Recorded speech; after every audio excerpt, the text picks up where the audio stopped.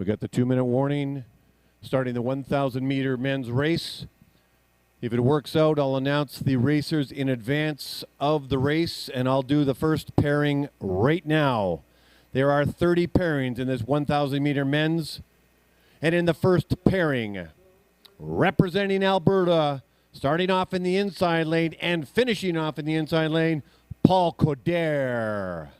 And in the outer lane from Nova Scotia, Cooper Eamon.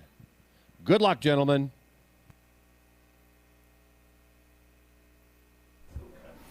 Well, I believe we are live.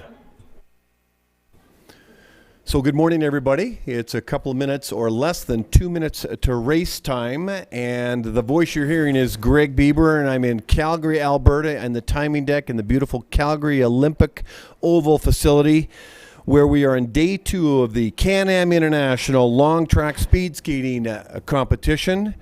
Day 2 of 3 days. Yesterday in day 1, we had finished off with the 500 meters, 1,000 meters, and the women's 3,000 meters. A very exciting day. The ice was relatively slow. The weather conditions weren't also conducive with a high barometric pressure. Weather conditions do actually have an impact on times. There was a lot of personal bests for skaters who are very, very early in their careers, but for the more advanced skaters, they were tougher to come by. We hope we see some more personal bests or season bests today, because today we have the 1,000 meters men's and the 1,000 meter women's, followed by the 5,000 meter men's, and then the always exciting women's, the mass start for that matter, but we have the women's today and we have the men's tomorrow. So sit back and relax. If you're a family member, if you're a friend, if you're an athlete, sit back, and the whole idea today is to breathe some life into the YouTube feed. So we're about to get underway.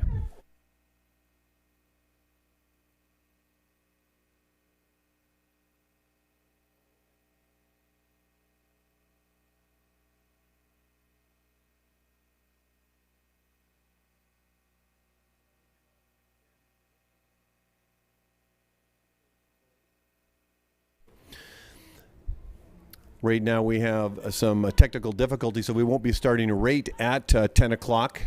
But what you're looking at on the live feed is the back stretch of the oval, which is really the start of the starting point of the 1,000 meters. It's 2.5 laps around the 400 meter track. This is an Olympic style start, so you have 2 racers, one in each lane. They'll cross over twice on the back stretch. The lane that they start in will be the lane that they finish in, 400 meters.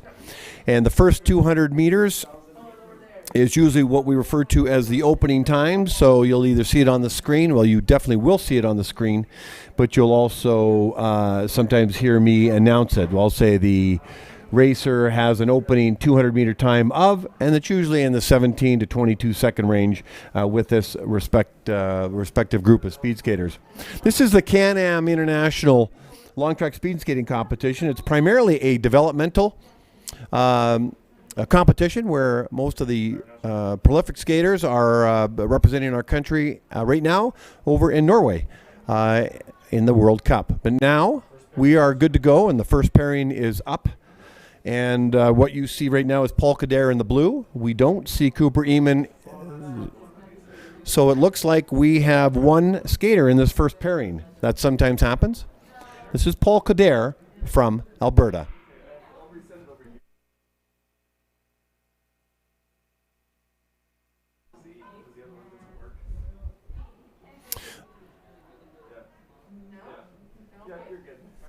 Here comes Paul Coder around the corner. Okay, in this pairing we have Paul Coder, a single skater, and he's got an opening 200 meter time of 17.30. His coach is Mike Ireland. You can see him on the back stretch. He carries a document that shows numbers, and it doesn't contain 3 numbers. It contains 2 numbers, and the number is, I think it had a 7 and a 3. And, well, let's have a look here. As he rounds the final backstretch, there'll be a 6 and a 1. So that's telling Balkadir that his lap time is 26.1 seconds, and he can gauge how quickly he's going. So as he rounds the final corner, his personal best is 108.87 with a season's best of 109.98. Here he comes down the backstretch, crossing the line, and he does so at a time at a 1:11.22. In this lane, the inner lane is Joshua Tellison from BC, and in the outer lane, Jess Neufeld from Manitoba.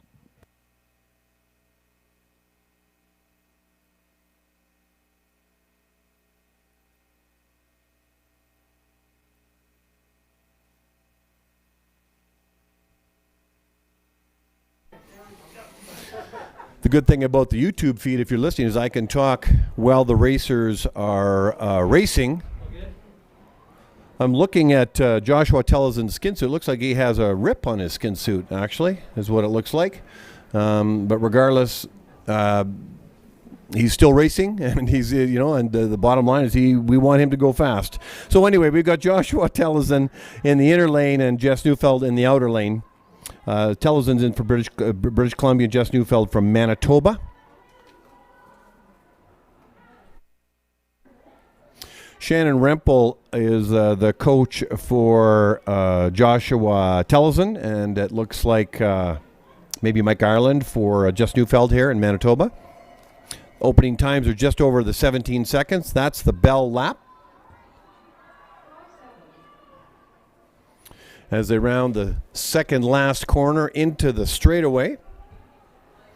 So the times that we're going to be looking for here for Tellison would be 1:10.73 and 1:09.33, with the final 30 meters or so as they round the corner. Neufeld's going to cross the line first, and he does so with a time of 1:10.30, and Tellison at 1:11.28. Next racers in the inside lane from Korea, John Hoong Im, and in the outer lane from Alberta, Frank Roth.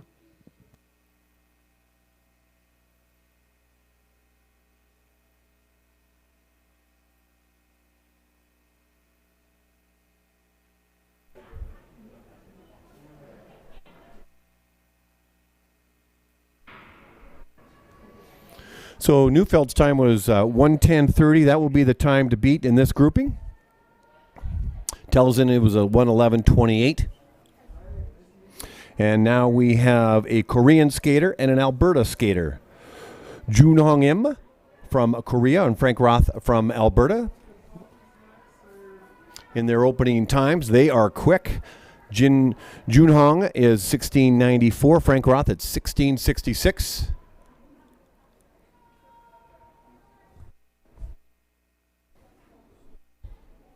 That was interesting there. It looks like the Korean skater held up a little bit there for a moment on the backstretch, and I'm not sure why.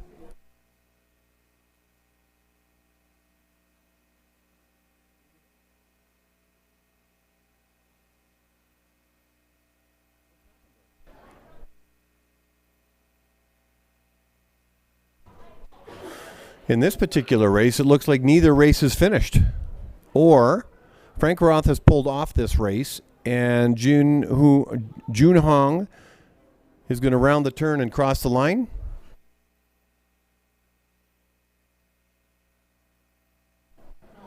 It didn't look like either skaters finished the race. Maybe the Korean skater got hurt. Maybe both got hurt. Maybe if I find out a little bit more, I'll let you know. In the fourth pairing in the 1,000 meters in the inner lane from Alberta, Matthias Bathe. And in the outer lane from British Columbia, Anders Johnson.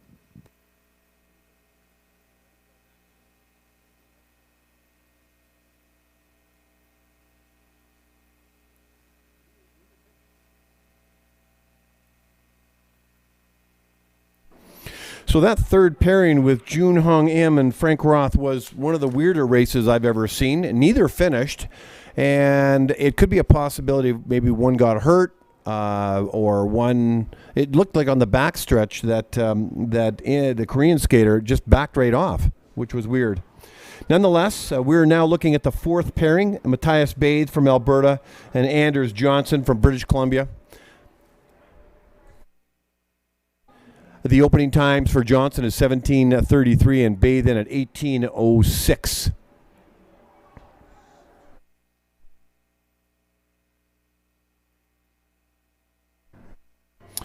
They now have the Bell lap with 400 meters to go. If you're just joining us, by the way, good morning and welcome. It's 10:08 here in Calgary, Alberta. You know the time where you are, wherever you are. We're watching speed skating live in Calgary, Alberta at the Olympic Oval. It's the CanAm International Long Track Speed Skating Competition. You're watching Matthias Bathe and Anders Johnson. And Anders Johnson is going to cross the line first. And Johnson does so at a time of 1:10:39 and Bathe in at 1:12:77. In the fifth pairing in the inside lane from Alberta, Zachary Lacroix, and in the outer lane from Ontario, Ryan Gibson.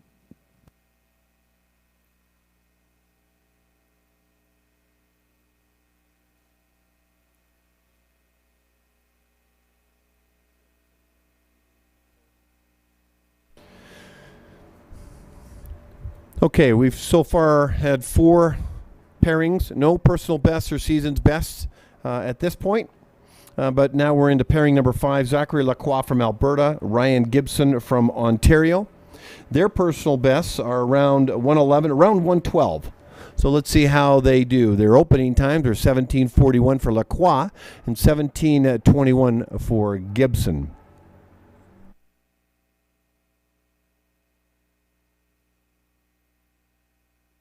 There are 30 pairings in the 1,000 meter men's race. We'll have these 30 pairings. There goes the Bell lap. We'll have these 30 pairings, followed by an ice resurfacing, and then we'll do the women's 1,000 meter race. And then we'll have a resurfacing. We'll do the 5,000 meter men's today. There they go down the backstretch with their coaches encouraging them, telling them what their lap time is. And then we'll finish off with the women's mass start. So you got Lacroix in the inside lane, Gibson in the outer lane, and let's see how they finish. Looks like a pretty tight race here as they cross the line virtually together almost. Let's see what we've got. Ryan Gibson, a 1:11.90, and that is a personal best for Ryan Gibson. And Zachary Lacroix, a 1:11.93, and that looks like a PB for him as well. I'll hold off on the announcing until the race gets done. Race gets started, rather. So Zachary Lacroix and Ryan Gibson are the first 2 racers to lay down personal bests here in day 2 of the CanAm International Long Track Speed Skating Competition. Congratulations to Zachary Lacroix and Ryan Gibson. At their level, it gets harder and harder to do personal bests. Yesterday, we saw the early development skaters knock off personal best in seconds, 5, 7, 10 seconds, depending on the race. Some of these racers as well haven't been skating for a couple of years, so they're 2 years older from the time they posted their last time. So we got, who do we have here? We've got Hobbs, Holzer, and Simon Cootes. In the 6th pairing in the inside lane, representing Alberta, Hobbs, Holzer. And in the outer lane from Manitoba, Simon Cootes. Hobbs Holzer opening 200 meters at 17.9 as the Bell lap brings away and Cootes in at 17.85. We want to give a big congratulations to Zachary Lacroix and Ryan Gibson for achieving personal bests in the last pairing. Congratulations. Here comes Holzer and Cootes down the final straightaway as they head into the final turn with about 50 or 60 meters less. 1:12.54 for Holzer for a PB. He's going to cross the line first. Let's see what he gets. He gets a time of 1:12.21 and Cootes in at a time of 1:13.99. Respectable times, but not near their season's best or their personal best.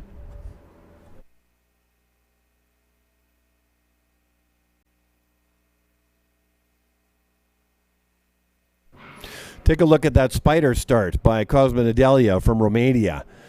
Will Dutton started like that at one point in his career, and Will Dutton studied starts, and he's the coach of the speed skating Manitoba provincial team and provincial development teams, and he was one of the fastest starters in the world during his career. So that's Cosma Nadalia from Romania and Craig Miller from British Columbia. You're now watching the 7th pairing of the 1,000-meter men's race. Cosman Nadalia from Romania in the inside lane, and we'll finish there. Craig Miller in the outer lane from British Columbia. There goes the bell lap for these two gentlemen. Cosman Nadalia, I should say, from Romania, and Craig Miller from British Columbia as they head down the back stretch to get encouragement from their coaches. Nadalia will cross over now into the inside lane with about 50, 60 meters to go.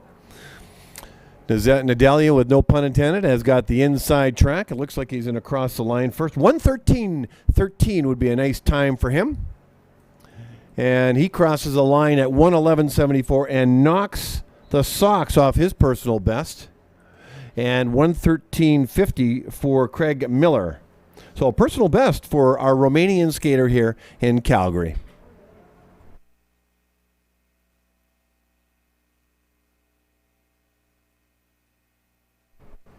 If you've just joined us, we're well into the 30 pairings of the 1,000-meter men's race here in Calgary, Alberta at the beautiful Calgary Olympic Oval. This is the 7th pairing. Rather, I should say the 8th pairing. You're looking at Yang Kun Zhao in the inner lane from Alberta, and Cody Miller, who we're going to have on the air later in the early afternoon, also from Alberta in the outer lane. Let me announce it to the oval. And in the 8th pairing, in the inner lane, where he'll finish from Alberta, Yang Kun Zhao. And in the outer lane, also from Alberta, the Battle of Alberta, Cody Miller. So a big shout out to Cosma Nadalia, and I think I'll do that in the oval as well. A big congratulations to Cosma Nadalia from Romania, who has achieved a personal best by at least a couple of seconds. So Cosma Nadalia from Romania, congratulations. Yang Kun Zhao from Alberta and Cody Miller. Yang Kun Zhao has a personal best of 1:13.15 and Cody Miller at 1:11.64. So you got Cody Miller, who will finish in the outer lane. I say Cody Miller. I take that back. Yeah, so that's right. There's a Craig Miller and a Cody Miller. Cody's going to cross the line first. And Cody does so at a time of 1:12.57, and Yang Kun Zhao, who has a personal best yesterday, he crossed line at 1:13.64 for another 46. He had a personal best in the 1,000 yesterday. Tough to come back and do two back-to-back PBs, so 1:13.46 for him. So that was Yang Kun Zhao and Cody Miller.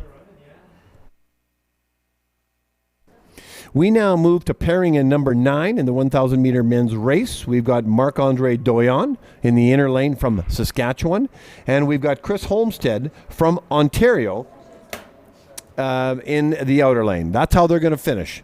So the green outfit is Doyan from Saskatchewan, and Holmstead is in the black and the orange.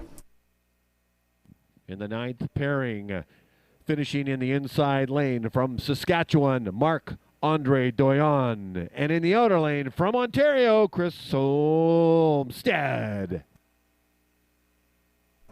So in terms of personal bests, Marc-Andre Doyan has a time of 1:12.29. Holmstead in around 1:14. So let's see how they do as they compete and go down the front stretch in front of the bleachers here at the Calgary Oval, being cheered on by family and friends. There's some bleachers you can't see on the screen just to the left of the padding. They round the second last corner down the straightaways, getting encouragement from their coaches Tim Comfort from Saskatchewan and Mike Ireland, the legendary Mike Ireland, an Alberta coach who would be coaching Chris Olmstead. So crossing the line, let's see how we make out.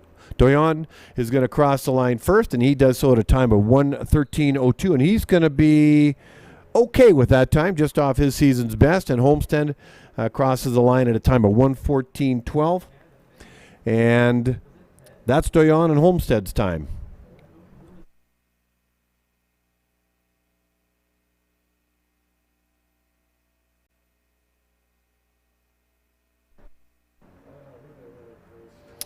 Okay, you're looking at two Alberta skaters with the new BioRacer outfits and the logo, the Speed Skating Alberta logo, the new rebranding that's happening right across the country.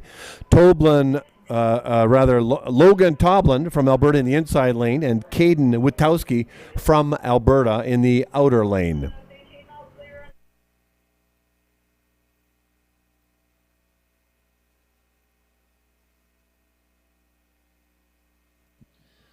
Welcome to the 10th pairing here in the inside lane from Alberta, Logan Toblin, and in the outer lane, also from Alberta, Hagen Witowsky. Their opening times on the 200 meters, 17:96 for Witowsky and Toblin 18:14. So their personal bests are Toblin is around 116 and Witowsky's almost around 114.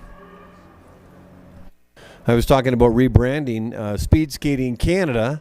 The way that word is laid out, Speed Skating Canada, all the speed skating associations have a different name. Alberta Speed Skating Association, Saskatchewan Speed Skating Association, Manitoba Speed Skating Association, but they're now changing it and putting speed skating and then the name of the province after. I'll talk more about that in a sec. As we see Toblin and Witowsky cross the line first. Witowsky crossed the line at a time of 1:16:40, well off his seasons and personal best, and Toblin same the same. He came across at 1:17:01. And so, as I was saying, so the names of the provincial associations are going to change. So, for example, the Manitoba Speed Skating Association is now going to be called Speed Skating Manitoba, and you're seeing it in the outfits in Alberta. It's no longer the Alberta Speed Skating Association. It's now Speed Skating Alberta, and that's going to be right across the country. Now you're watching the 10th pairing. Rather, the 11th pairing of 30 pairings in the 1,000 meters. Finishing off in the inside lane will be Austin Carlson. And Austin is from the United States of America, USA. Hello, Austin and crew. Luca Vemen in the outer lane, along with his brother Mika and his dad Chris. The Vemen family from Saskatchewan. He'll finish off in the outer lane. In the 11th pairing, finishing off in the inside lane from the United States of America, say hello to Austin Carlson. And in the outer lane from Saskatchewan, Luca Vemen.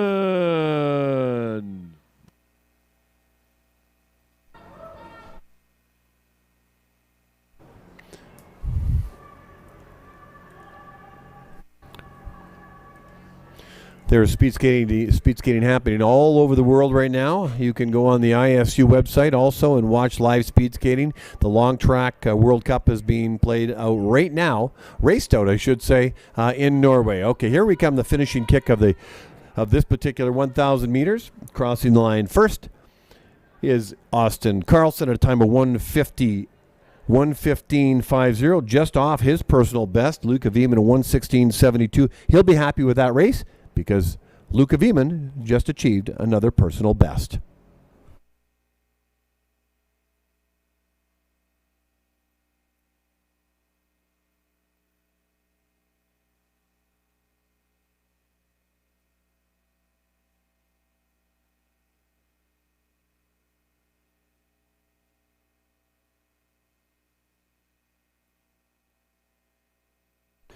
This is the 12th pairing of the 30 pairings in the inside lane. Matthew Somm from the USA, and in the outer lane from Saskatchewan, we've got Fergus English. In the 12th pairing in the 1,000 meters, finishing off in the inside lane from the United States of America, Matthew Somm. And in the outer lane from Saskatchewan, Fergus English. Somm's opening 200 meters at 17.92. English in at 19.18.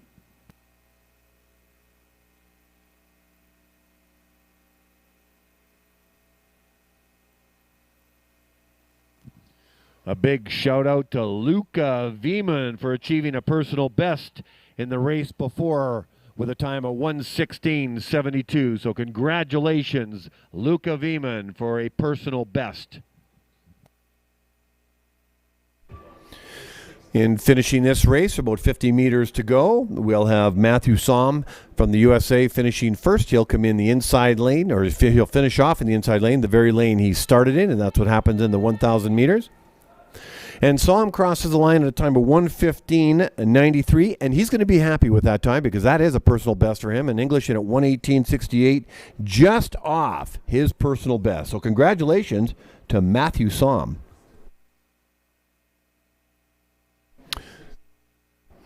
All right, the whistle's been blown, and it's time for this next race to get started. I can talk freely on the YouTube feed, not so much on the oval because the starters need quiet time. So you can see the racers now come to the start line. In the inside lane on the left side of your screen is Andrew Love from the United States. Look at that skin suit. Beautiful, fashionable skin suit. And so that's Andrew Love from the States in the inside lane, and Eric Holheim from British Columbia in the black suit, so you can tell them apart. Andrew Love in the colorful suit and with the pink and the black, and Holheim with the black outfit. In this 13 pairing in the inside lane, representing the United States of America, Andrew Love. And in the outer lane, from BC, Eric Holheim.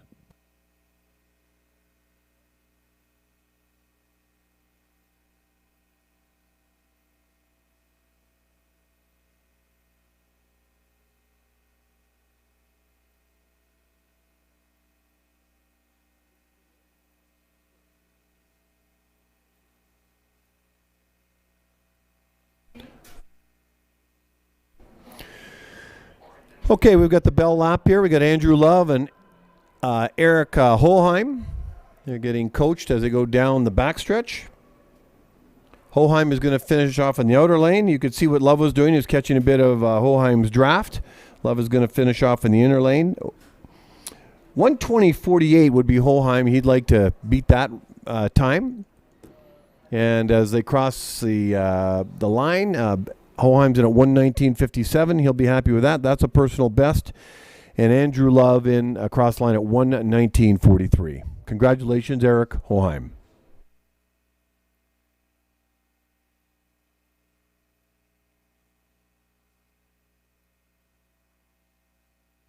You always kind of wonder when you look to the start line for a pairing and see one skater.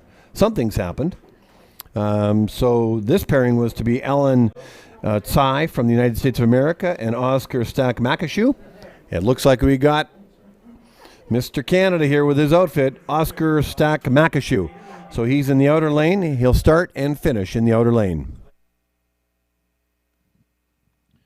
In this 14th pairing in the outer lane, a single skater from Saskatchewan, Oscar Stack-Makashew.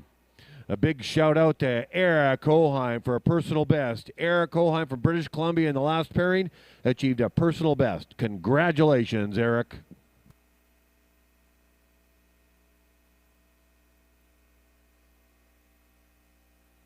I've said it before, I'll say it again, it's always difficult to skate by yourself. It's not necessarily you're trying to beat the other skater, although you are, but you're trying to beat the clock. You're trying to go around the track as fast as you possibly can for the lowest possible or shortest possible time. And having another skater beside you pushes you. So you want the best for your opponent, your competitor, and they want the best for you. You want to bring the best out in each other. It's no different than if a skater does a re-race, and it's tough to always get that the fastest time in a re-race. Very difficult. However, it's mental toughness, and let's see how Oscar does, because it's not an easy thing to do. And so what kind of time are we looking for? Oscar crossed the line at 1:21. Oscar at 1:21.61.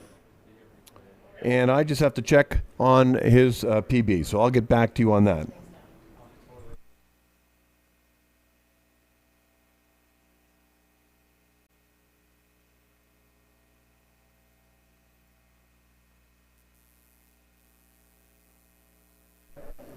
So while I'm waiting for that information,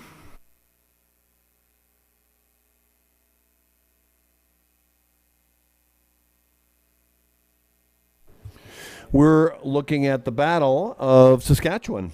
We've got Liam McKegg from Saskatchewan in the inner lane, and Caleb Markowski, also from Saskatchewan, as I mentioned, and he'll finish off in the outer lane.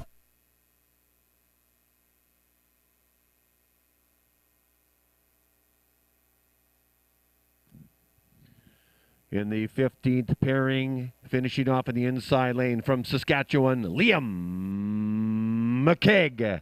And finishing off in the outer lane, also from Saskatchewan, say hello to Caleb Markowski.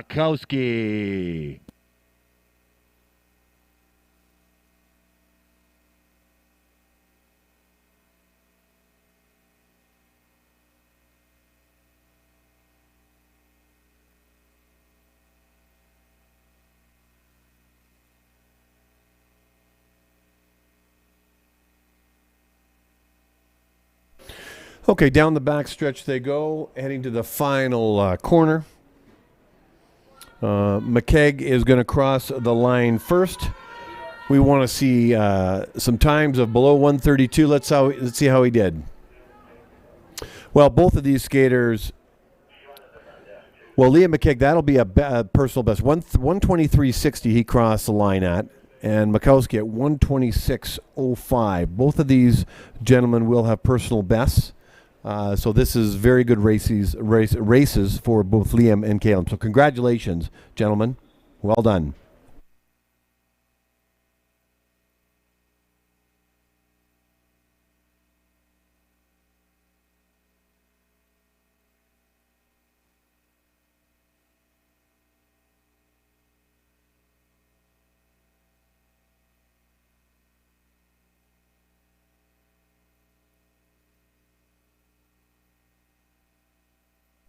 You got quiet there for a second, didn't you? You probably wondered where I went. I was just checking out some results on speedskatingresults.com.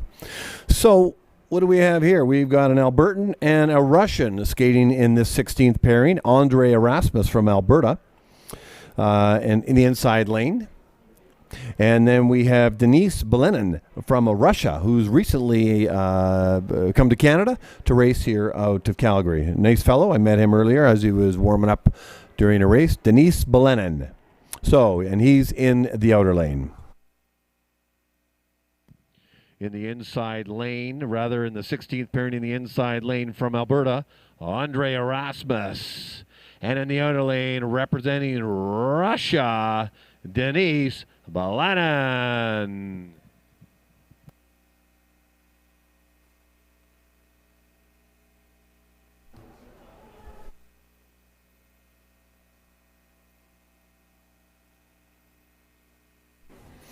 So I didn't have a time for Oscar Stack-Makashew, so we're going to go in the books as a 121.60 as a personal best for Oscar.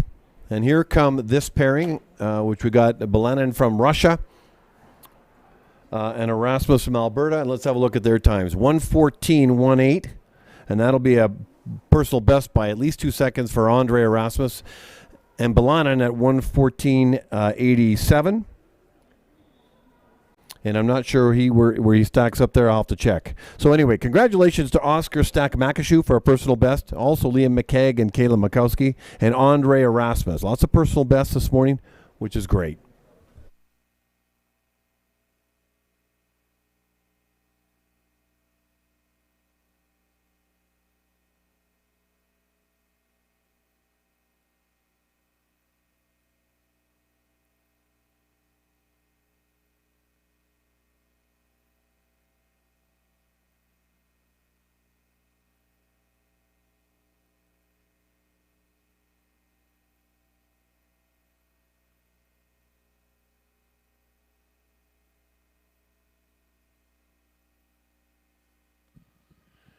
In this 17th pairing in the inside lane from the United States of America, Zachary Jensen.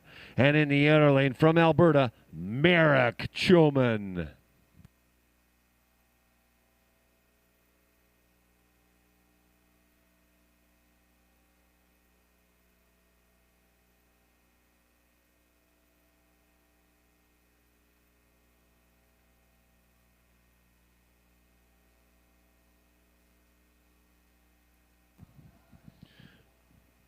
A big shout out to Andre Erasmus for a personal best by almost 3 seconds. Andre Erasmus from Alberta, congratulations on a PB.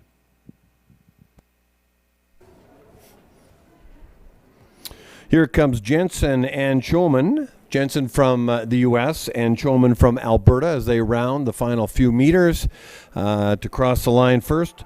Chilman is going to cross the line first of this group, and he's going to do so at a time of 1:24.34, and that will be a personal best for him. And Jensen at 1:26.67, that'll be a personal best for him as well. So personal best here in pairing number 17 with Zachary Jensen from the U.S. and Merrick Chilman from Alberta.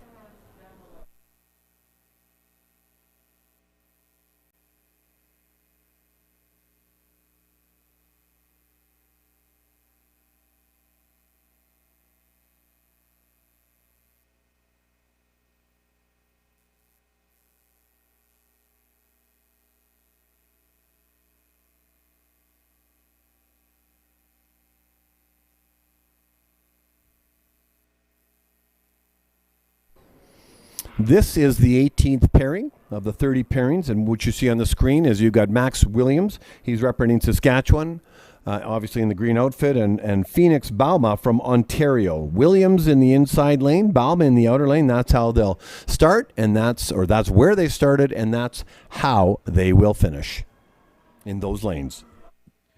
In the 18th pairing in the inside lane from Saskatchewan, Max Williams. And in the outer lane, representing Ontario, Phoenix Bauma.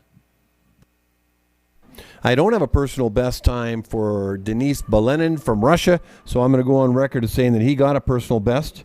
I don't see anything in speedskatingresults.com, but he looked like he was pretty happy with that race. Zachary Jensen and Merrick Chilman got personal best. I'll give them a shout out at the Oval as we head into the Bell Lap for Williams and Bauma. I want to give a big shout out to Denis Belenan and Zachary Jensen and Merrick Chilman for achieving personal best in their 1,000 meter men race. Congratulations.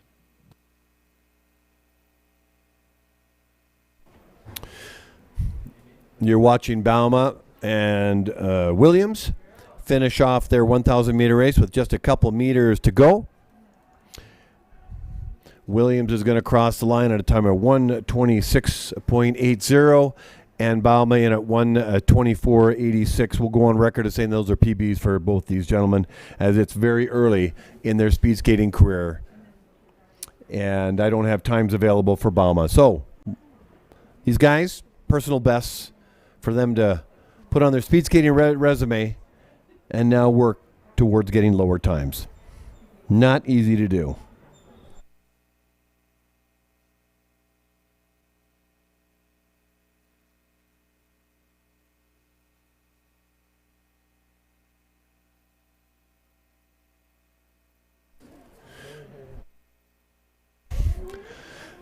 So you're looking at the next pairing in the 1,000 meters. This is the 19th pairing. There's 30 of them. This is Matthias Daniels from British Columbia in the inside lane. And you've got Caden Barber in the outer lane from the United States.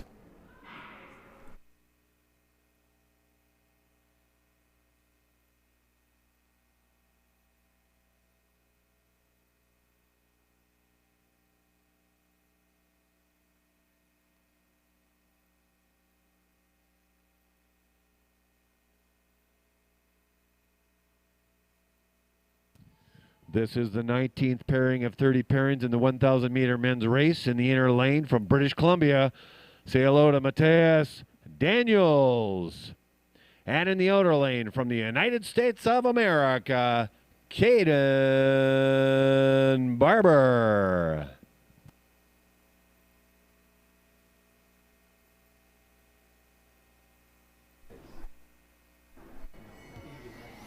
This might be the first race Matthias Daniels has raced in the 1,000 meters. Very early in his career. He is a 15-year-old from British Columbia. So whatever time he ends up with, that'll be his personal best and his season's best. So Caden Barber from the U.S. is rounding the final corner first, and he's going to cross the line first. And I believe he's probably going to get a personal best. I'll go out on a limb and say that. He's a cross line at 126.69.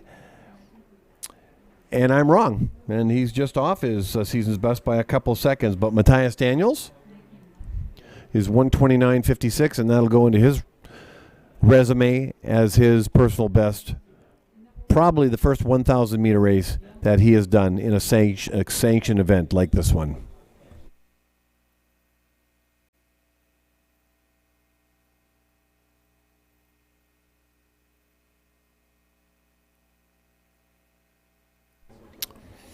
Now, we are looking on the screen at the 20th pairing, 10 pairings to go. We have a Manitoba skater and a British Columbia skater. So say hello to Erica Kulbacki. I love saying that name, Kulbacki.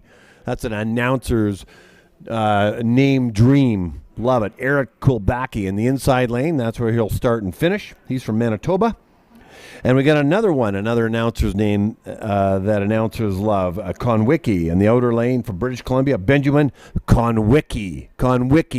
So you got Kulbacki and Conwicki. And Kulbacki is in the white and black, and Conwicki is, of course, in the blue. These skaters are relatively new to the Calgary experience and an event like this. So the 1,000 meters, Eric had a personal best, a 130.79, which was yesterday. And let's see if he can beat that. Tough to do back-to-back, but not impossible. And Conwicki is at 145.08.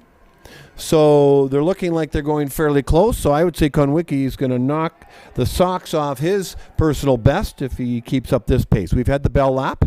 Let me make an announcement to the oval itself. This is the 20th pairing, and finishing off in the inside lane from Manitoba, Eric Kulbacki. And in the outer lane from British Columbia, Benjamin Conwicki. Conwicki is going to cross the line first. And he's going to do so at a time of 126.30. And he's obviously very happy with that time, giving a fist pump to the air. And Kulbacki at 129.56.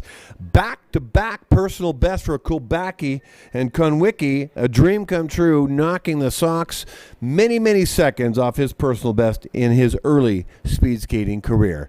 High-fiving his coach on the backstretch. The same with Kulbacki. Both athlete and coaches are proud of their athletes' achievements. Congratulations, Eric and Benjamin.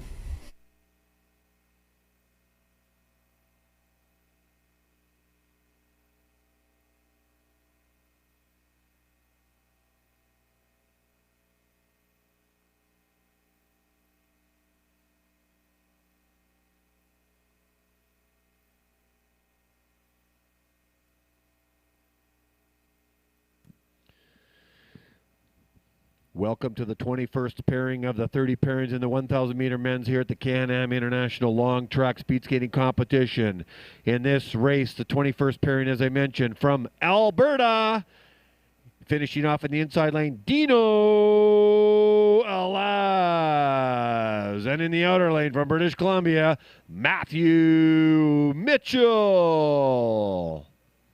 Alaz's opening 200 meters is 20.13. Mitchell in at 20.25. A big shout out to Eric Kulbacki and Benjamin Conwicki for both achieving their personal best. Kulbacki back-to-back personal best from yesterday to today. Conwicki knocking seconds, many seconds off his personal best. So if you've just joined us with a cup of coffee, you're watching the 21st pairing in the men's 1,000 meters. We got Dino Alaz in the orange skin suit, Matthew Mitchell. Mitchell's in the orange skin suit, I should say. Alaz is not.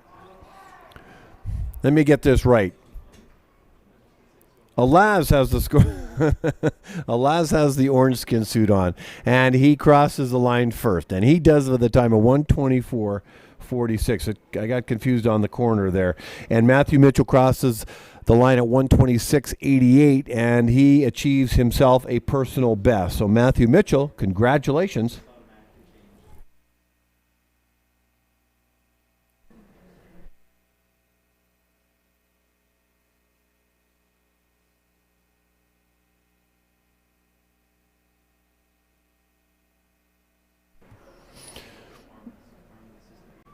So what we have here in pairing number 22 is a Manitoba skater and an Alberta skater. We have in the inside lane in the yellow and black outfit, Owen Hack. Owen Hack's from Manitoba, and when he gets serious, this skater can lay down some very, very fast times.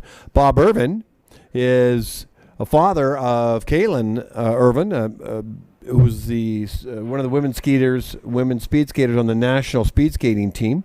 Bob is 69 years old, married with a father of 5, and loves skating. He had a couple of kids in speed skating, but Kaylin has taken it to a whole new level, and she's over in Norway right now competing. So you got Bob Irvin, and Owen Hack. Owen Hack's personal best around 1:16.19. And Irvin is 1:20, but Bob will be looking to achieve a season's best of around 1:27 and change. In this second pairing from Manitoba, starting and finishing in the inside lane, say hello to Owen Hack. And in the outer lane from Alberta, Bob Irvin.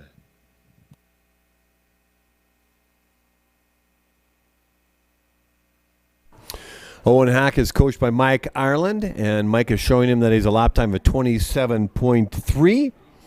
And the time that I'm watching is 1:16.19. Owen is going to cross the finish line well ahead of Bob. Just a difference in age group, different in age, of course. And what do we have for a time? And we have a time of 1:15.69, and he achieves a personal best. And that's what I'm talking about. Owen can lay down some low times, and that's a great time for Owen. And Bob then crosses the line at 1:27.81, and that's going to be really close to his season's best. So good job to both of these skaters.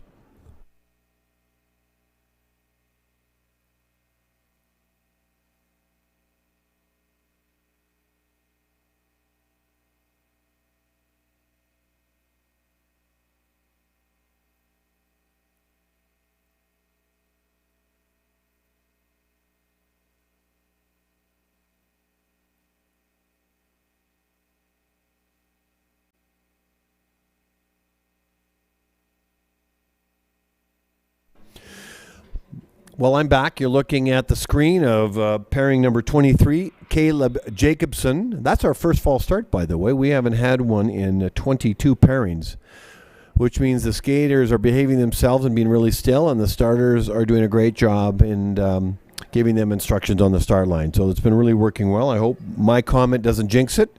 And then there's a whole bunch after that. But we have a false start in pairing number 23. And let's hope for a clean second start. Caleb Jacobson is from Alberta, and he's in the inside lane. He's wearing the orange and black suit color. I'll get this suit color correct here at some point by the time the weekend is out. And Zachary Edelman from Alberta as well. I have no personal bests or season best times, so let's see how they do here. In pairing number 23, it's the Battle of Alberta. Finishing off in the inside lane, say hello to Caleb Jacobson. And finishing off in the outer lane, Zachary Edelman.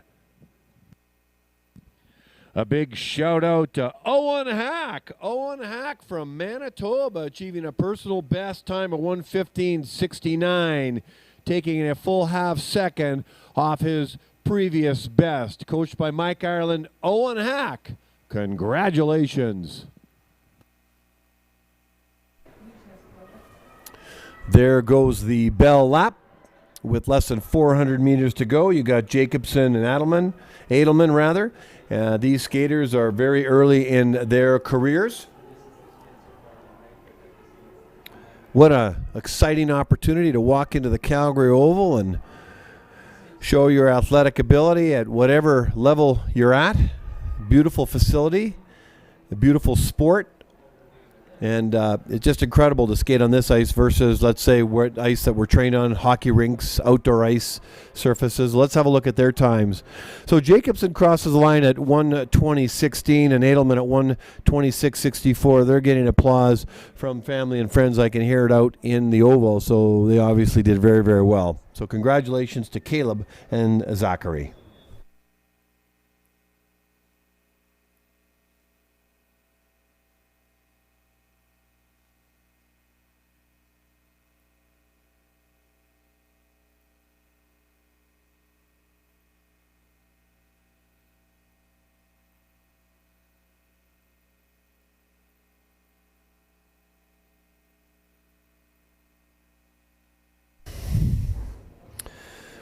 This next race is pairing number 24, also another Battle of Alberta. Braden Cremineck is in the inside lane, and Mitchell Wessling will be in the outer lane. The 1,000 meter race is 2.5 times around a 400 meter track. The first 200 meters usually gets an opening time, and you're going to shortly see it on the screen. And now from this point forward, it's 2 full laps.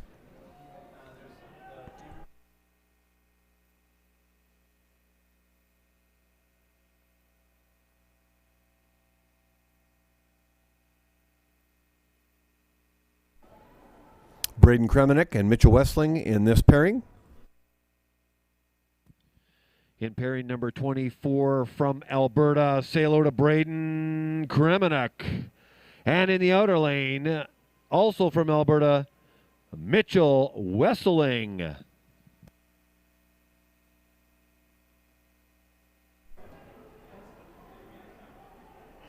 All right.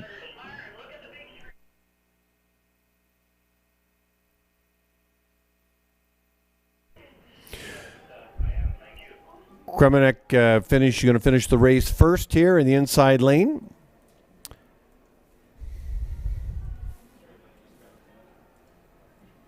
Cremineck's going to cross the line at 1:26.14 and Wessling in at 1:30.21. And that'll be a personal best for both of these skaters.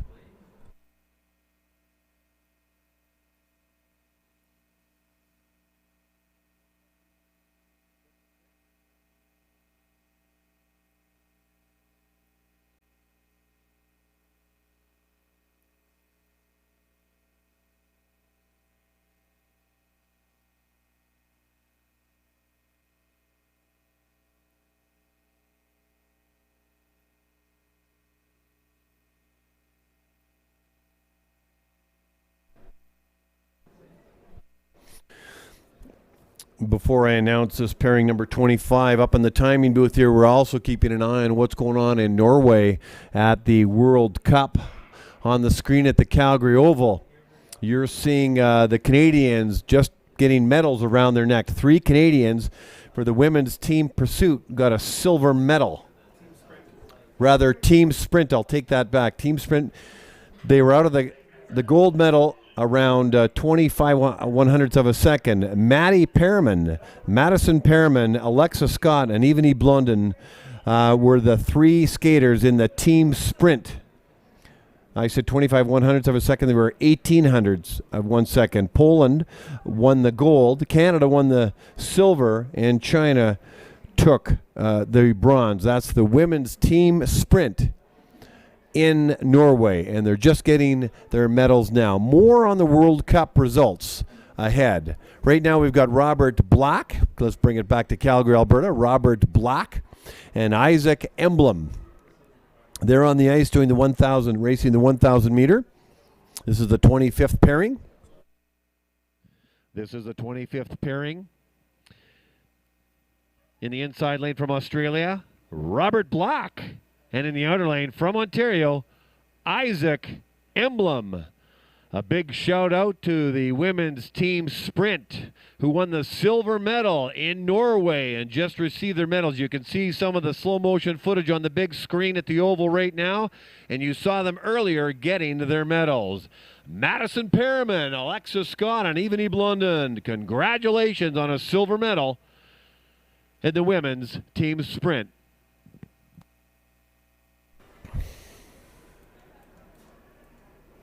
Crossing the line, first was Robert Black at 1:31.02 and Isaac Emblem at 1:35.12. That'll be a personal best for Isaac Emblem. We now move to the 26th pairing. We have 5 pairings to go before we have an ice resurfacing, and then we start the 1,000-meter women's race. But that's exciting. Canada, silver medal in the women's team pursuit, rather team sprint. This morning they had the men's 500-meter race, and we had Jacob Gran. This was in the B group, and Jacob Gran was 29th in Canada. Just checking the women's results. Marcia Hootie was third. We had basically the top 9. We had 3 in the top 10. Marcia Hootie was third. Brooklyn McDougall 8th, and Kaylin Irvin be in the 500-meter B group. And I'll give you more results as time goes on. But that's the World Cup in Stavanger, Norway right now. On the ice is the 26th pairing of 30 pairings here in the men's 1,000 meter. Evan Boyce from Alberta in the inner lane and Brock Gilbert from Alberta in the outer lane.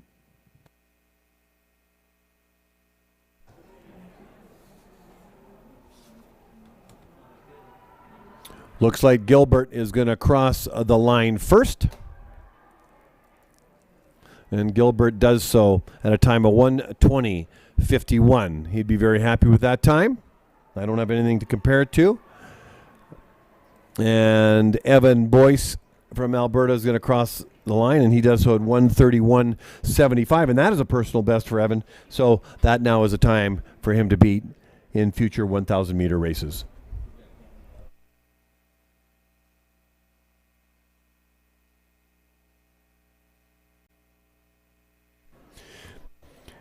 In the 10,000-meter race in Norway, in the men's Division B, Jordan Belchos had a 10th position. A very respectable 10th. He was about 16 seconds off the top time.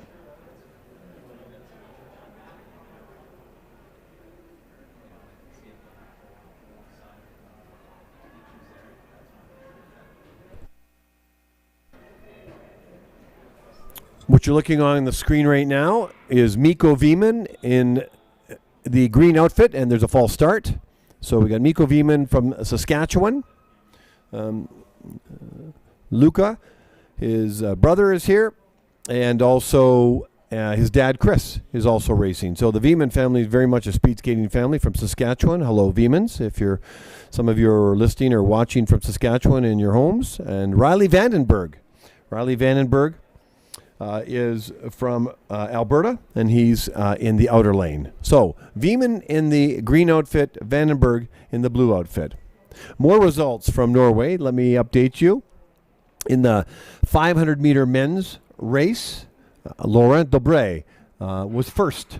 And so he got a gold in the 500-meter men's. Congratulations, Laurent. Very fast skater. And he was here back in October for the Canadian long track championships. And we've got in the women's, we have Heather McLean was 17th in the list. Who was we had Aaron Jackson won that 500-meter race. Now Kadera won the silver, and Kaji Ziomek from Poland took the bronze.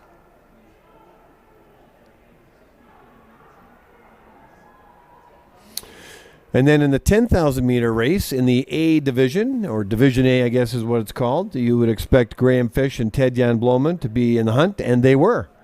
Ted-Jan Bloemen got a silver medal, and Graham Fish took 4th position. Niels Vanderpoel from Sweden won that race. And Jorrit Bergsma from the Netherlands took the silver medal. So congratulations to Ted-Jan and Graham.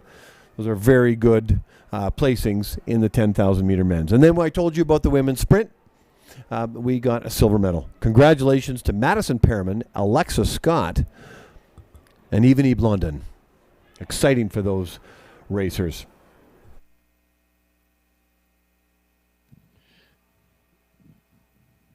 In this 27th pairing from Saskatchewan, say hello to Mikko Vemen and Riley Vandenberg from Alberta.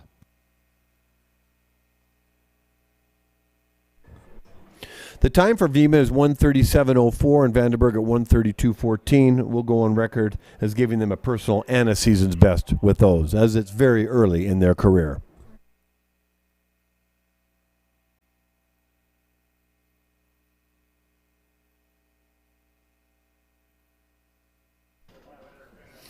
We're in the 28th pairing, 3 pairings to go. Joshua Sutherland is in the inside lane. He's from Saskatchewan, wearing the green outfit. Those are easy to spot. And Gillen Gowd from British Columbia in the outer lane. In this 28th pairing, in the inside lane from Ontario, Joshua Sutherland. And from British Columbia in the outer lane, Gillen Gowd.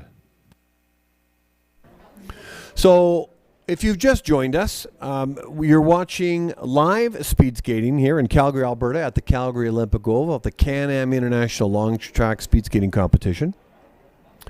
We are 3 pairings away from an ice resurfacing, and then following that, we will have the 1,000 meter women's race. I've got a couple of interviews lined up. Scott Van Horn, 12:30 to 1 o'clock Alberta time. And then around 1:15 till about 2 o'clock or 2:15, I have Cody Miller joining me, a skater who skated this morning in the 1,000. He'll be warming down, probably have a bite to eat. And then he loves to talk about speed skating along the same lines that Simon Cootes does, a senior skater from Alberta, well, actually originally from Brandon, but now a University of Calgary student. And we spent an hour talking yesterday and had a great time, and I look forward to the same with Cody Miller. And so now we have these 2 racers finishing up their 1,000 meters. And Joshua Sutherland crosses the line at 1:24.68 and Gillen Gowd at 1:25.87.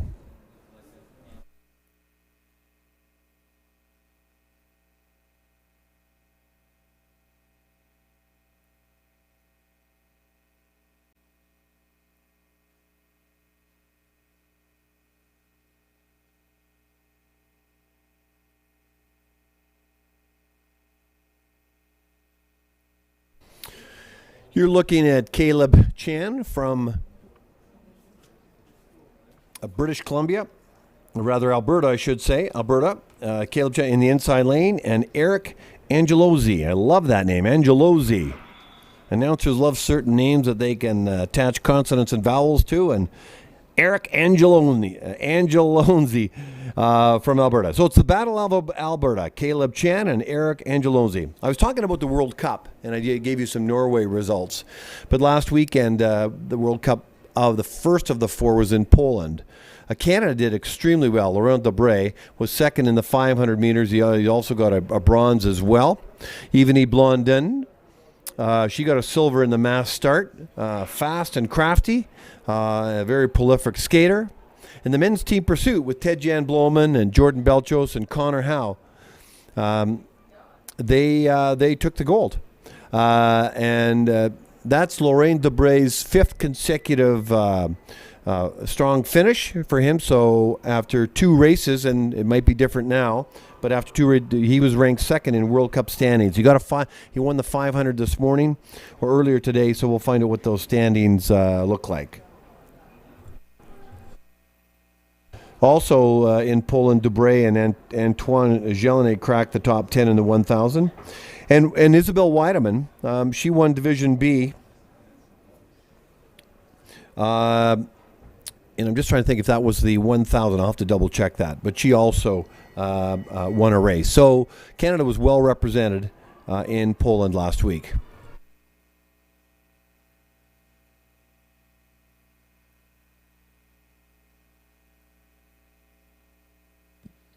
All right, in this second last pairing, it's the Battle of Alberta.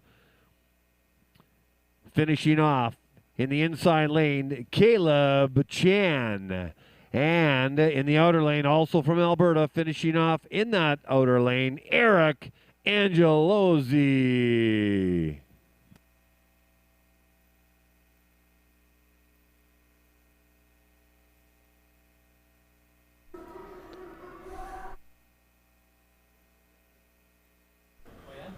Eric Angeloni crossed the line at 1:30.51 and Caleb Chan at 1:36.9.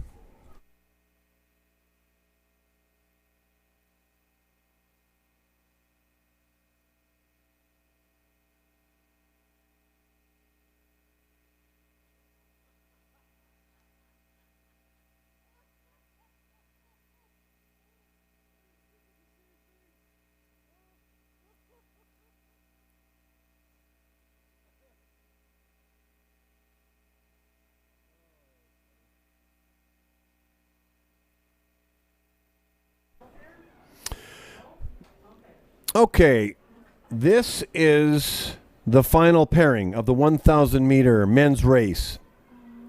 The legendary Werner Meyer, who's lived and breathed speed skating all his life, is well into his 80s. I hope to be alive in my 80s, let alone upright. And here, Werner Meyer, active, athletic, and an inspiration to us as we grow old. Growing up is optional, but growing old is mandatory. And Werner Meyer is in the inside lane, 2.5 laps around. And in the other lane, which is the outer lane, is Bill Blonsky, is a fixture. Both are fixtures and part of the DNA of the Calgary or the speed skating community, for that matter. And Bill Blonsky has had a love of speed skating for years. He had an accident many years ago, and it caused him certain abilities in his life. But one of them that hasn't held him back is in the sport of speed skating. And when Bill skates, we find that an inspiration, a motivation for all of us, for the trials and tribulations that we sometimes experience in the game of life. So you've got Werner Meyer representing us in aging gracefully, and Bill Blonsky, the comeback man here in the sport of speed skating. Let me get some music going for both of these guys. My favorite music, Rocky.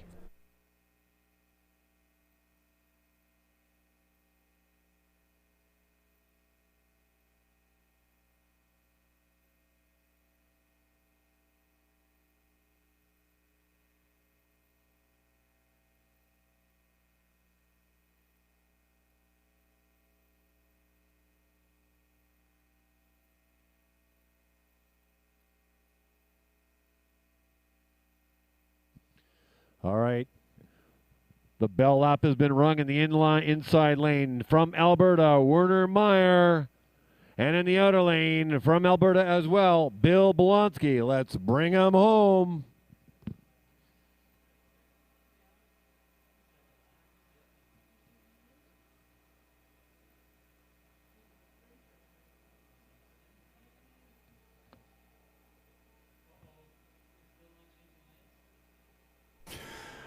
Not sure if you can hear this or not, but I'm playing Rocky music in the background. And I don't think Bill has changed lanes. Bill Blonsky started in the outer lane. He should finish in the outer lane. And Meyer Werner started in the inside and will finish in the inside. And no one is going to be worse for wear because of it.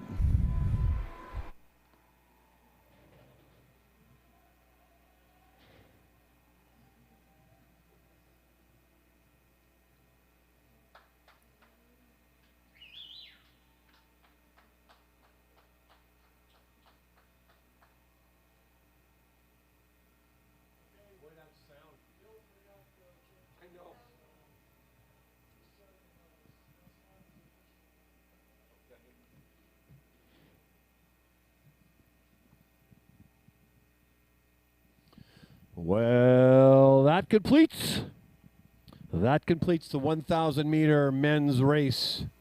Jess Neufeld laid down the best time at 1:10:30. Anders Johnson at 1:10:39. And Paul Cordair at 1:11:22. Those are your top 3 times. It's now time for ice resurfacing time. We are back here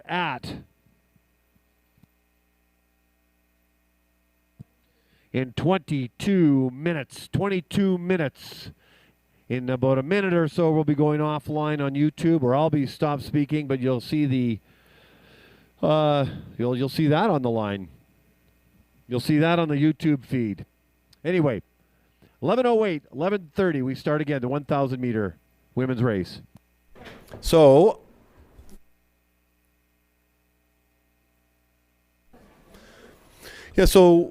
just to update you, we have now finished the 1,000 meter men's race.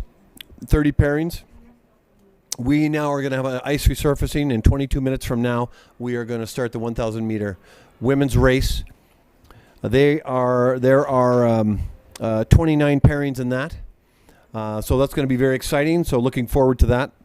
And so I'll be back here on the YouTube feed then. So grab a coffee, grab a bite to eat, and look to see you back here shortly. Hope you're enjoying the YouTube feed. Couple interviews coming up. Scott Van Horn through the lunch hour. Alberta time, and Cody Miller joining us in the early afternoon.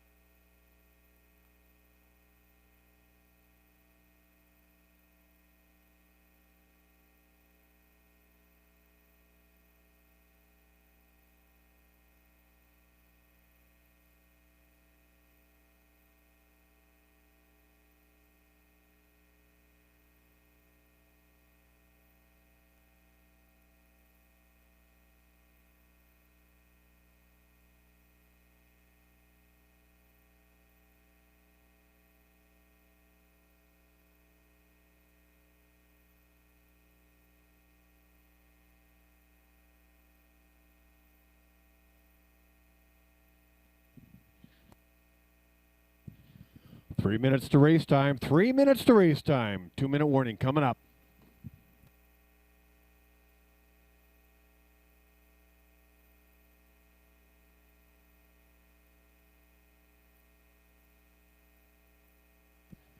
Two-minute warning. 2-minute warning.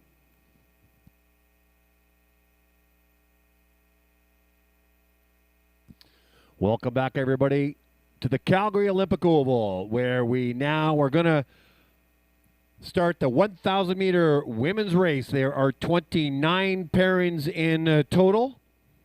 I'm going to introduce the first pairing, and then as the races go on, I'll introduce them as well. If you're also in the Oval and you want to check out the YouTube feed, you'll hear further commentary from me as well. Legendary Bonnie Blair is going to come join me about a third of the way through the races, but that'll be a YouTube interview. Bonnie Blair's in the house, ladies and gentlemen, and I get a chance to have a conversation with her. Scott Van Horn through the lunch hour, and Cody Miller later on this afternoon, and Katie Herman will join me during the 5,000 meters. A speed skating mom from the U.S. Kicking off the first pairing in the inside lane from Saskatchewan, Callie Christ. And in the outer lane from British Columbia, Abigail McCluskey.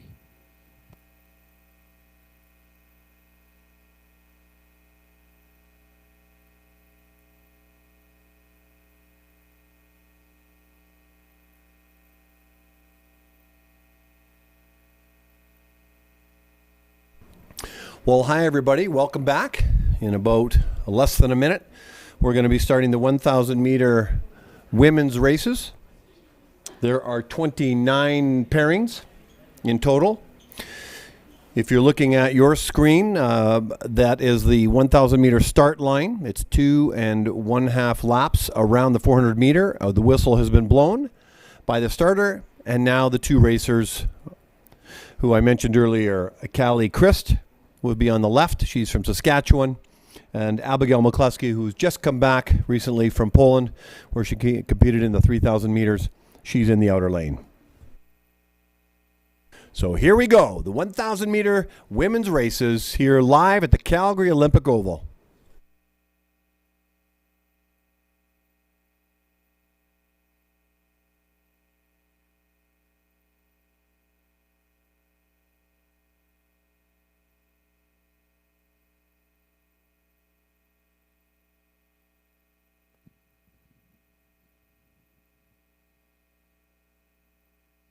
And we are off in pairing number one.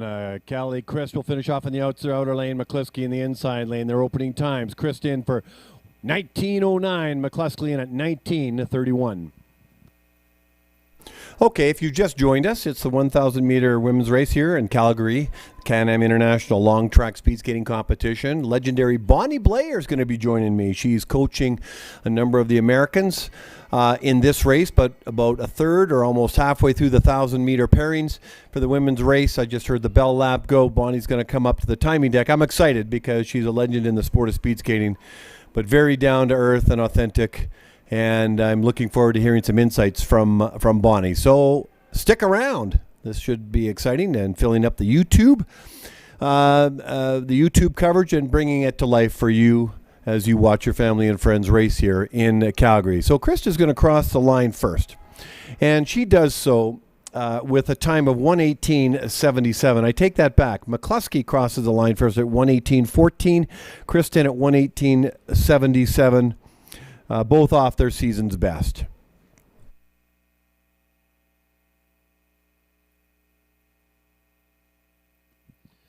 In the second pairing in the inside lane representing Manitoba, say hello to Lindsay Kent. And in the outer lane from Alberta, Anna Bourgeois. I think when I announce the racers, you can also hear it on the YouTube feed. So the personal best for Lindsay Kent is just over 1:17, and for Anna Bourgeois, just over 1:19. We're not seeing a lot of personal bests fall.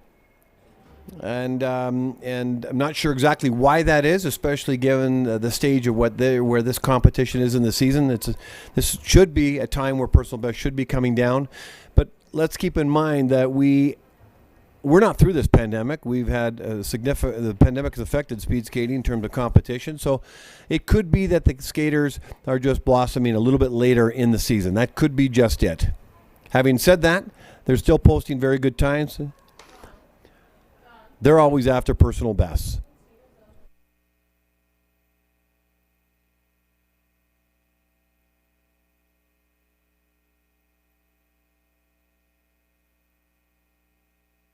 There goes the Bell lap.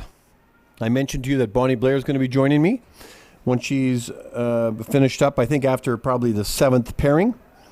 There is 1, 2, 3, there's about six Americans that are skating. So we look down the back stretch where Lindsay Kent and Anna Bourgeois are getting coached by their coaches, giving the time and encouragement.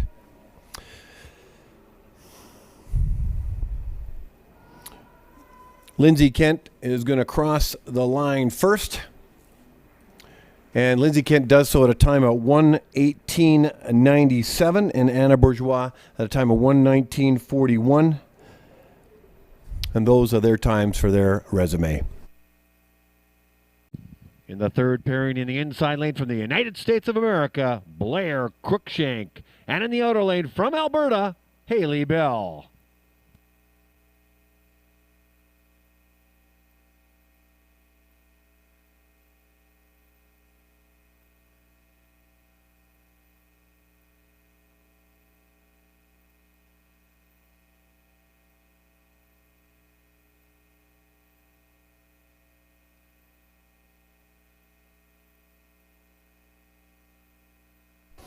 And you might wonder why Bonnie Blair is in the house.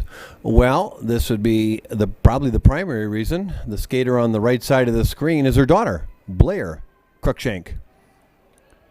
And Blair is up here with a number of Americans, being coached by Bonnie in the CanAm International. So we're watching her daughter race. And you can see Bonnie coaching her along with Mike Ireland, two legends in the sport of speed skating. So Crookshank's personal best would be in just under 120, and Haley Bell around 120.61. There is the Bell lap.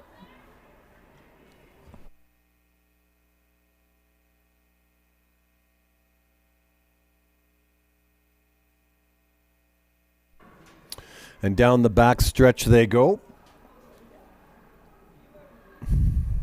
Blair Crookshank started in the inside lane. She'll finish in the outer lane, and Haley Bell in the opposite. It looks like Haley Bell, well, it's going to be close here as they round the turn. Let's see how they shape up. It's going to be very close as they come to the finish line. Well, it looks like almost virtually together. It'll be interesting to see what the time is, and it's very close. Haley Bell crosses the line at 1:21.93, and Crookshank at 1:22.17. In the fourth pairing of the 1,000-meter women's race in the inside lane from the United States of America, Georgie Birkland. And in the outer lane from Alberta, Laura Hall.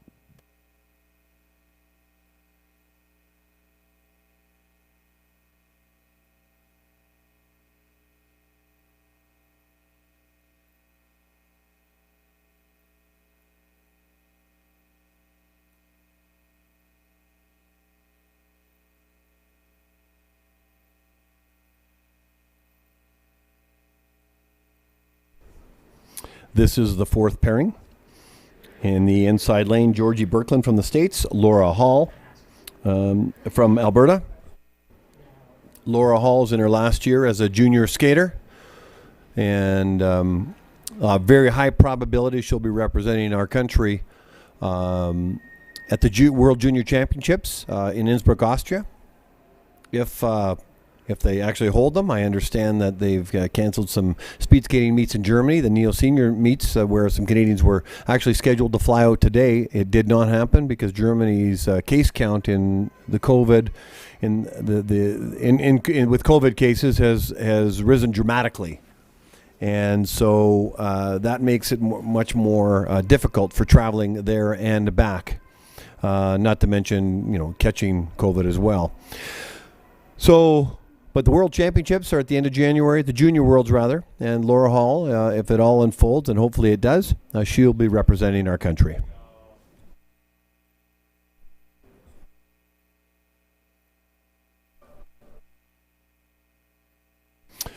All right, crossing the line first is we have Georgie Birkland with a time of 1:20.80, and Laura Hall in at 1:21.39. 1:21.39. In the fifth pairing in the inside lane from Alberta, Victoria Goplin. And in the outer lane from Manitoba, Sophia Bieber.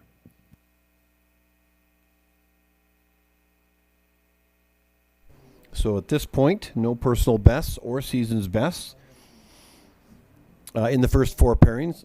I expect that to change as we go farther down the list.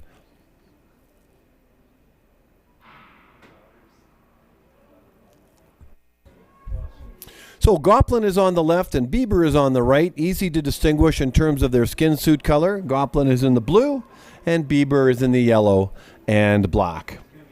Very evenly matched skaters in terms of when they achieve their personal best. Just under 1 minute and 22 seconds underneath that. Bieber has a season's best of 1:23.43. I think she'd be interested in achieving that. Goplin's opening time is 19:84 and Bieber's is 20.46. Hope you're enjoying the coverage on YouTube. Otherwise, I guess you'd be looking at a screen with virtually no sound. You might hear the bell lap, you may hear the gun sound, but that's about it. So hopefully we can breathe some life into your YouTube experience. So you got Victoria Goplin from Alberta and Sophia Bieber from Manitoba. Coaches are giving them encouragement as they go down the straightaway. Goplin will finish in the inside lane and Bieber in the outer lane. And let's see how their times shape up. Goplin crosses the line at 1:21.41 and Bieber at 1:24.04. So 1:21.41, that could be, well, that's definitely a season's best for Victoria Goplin. And just off Bieber's season's best. In the sixth pairing for the United States, the Battle of Americas in the inside lane, Gia Griffith. And in the outer lane from the States, Rebecca Simmons.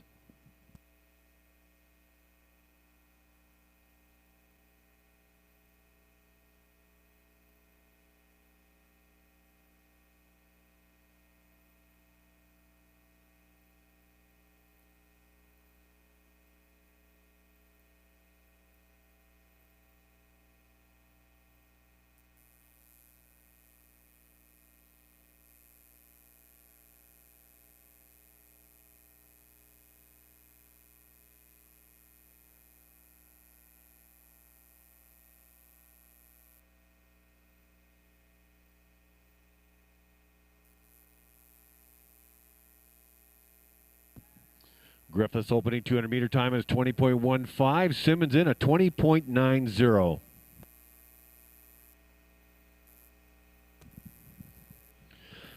Feel free to check out the live webcast on your smart devices at the University of Calgary Oval website, and you can hear me commentate when I'm not commentating on the ice. There's the bell lap. So Griffith and Simmons would be friends and peers and competitors traveling up from the States. And here they go, rounding the second last turn. I got to love the outfit of a couple of the American skaters with the pink and the black. It brings some pop to it. And that's Rebecca Simmons who's wearing that. She's going to finish off in the outer lane.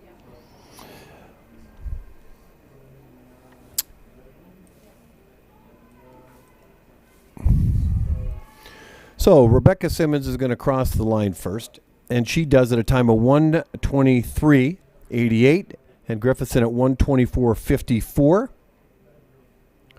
That should be, for Griffith anyway, a personal best. In the seventh pairing in the inside lane from the United States of America, Ilse Shoba. And in the outer lane also from the States, Sydney Turpinen.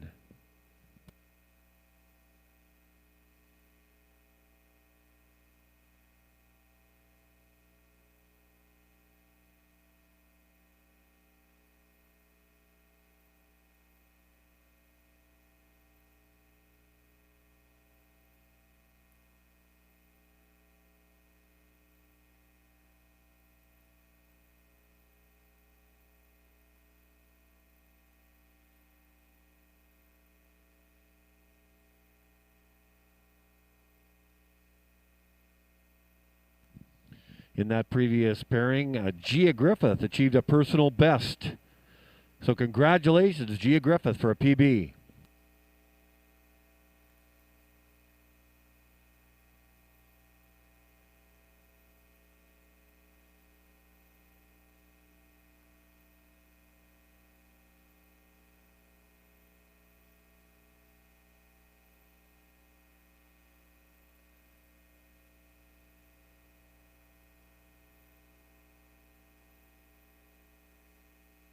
There goes the Bell lap. We got Ilse Shobe and Sydney U. Turpinen from the United States.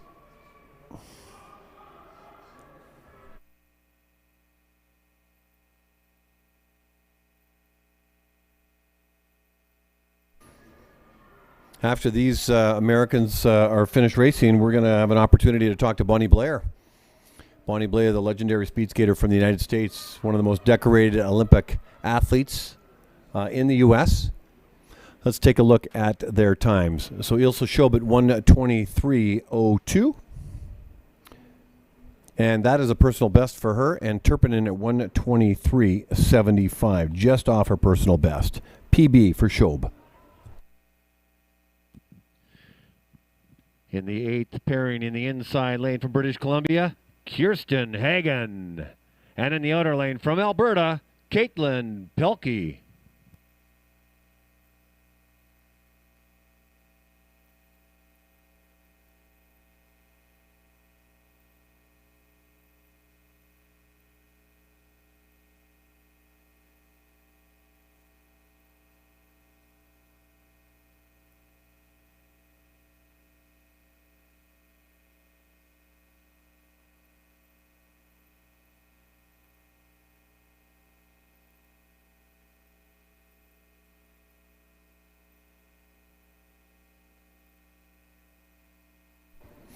Kirsten Hagen is from British Columbia, and Caitlin Pelkey's from Alberta.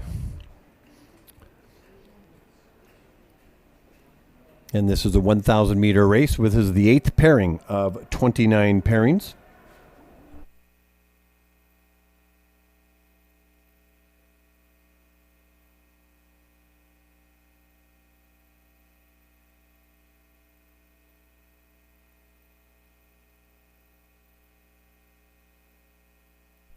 There's the Bell lap with Hagen and Pelkey.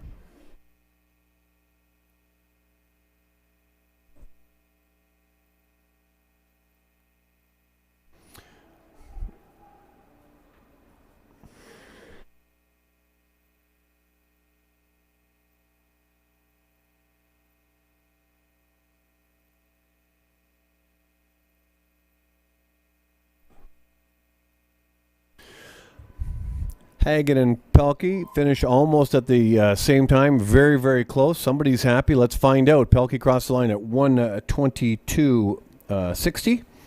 And Hagen at 1:22.82. And the reason they're happy is they both achieved personal bests.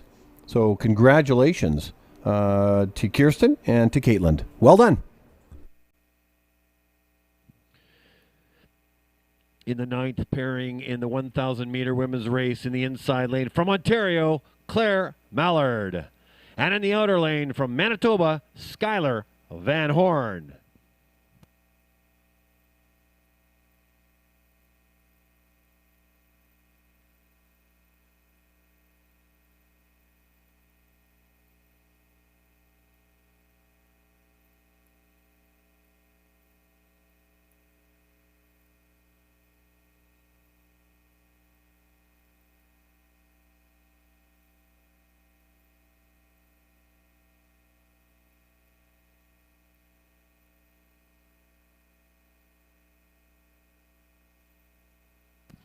Give a big shout out to Kirsten Hagen and Caitlin Pelkey. Kirsten Hagen, Caitlin Pelkey, and Ilse Shobe for personal best today. Congratulations.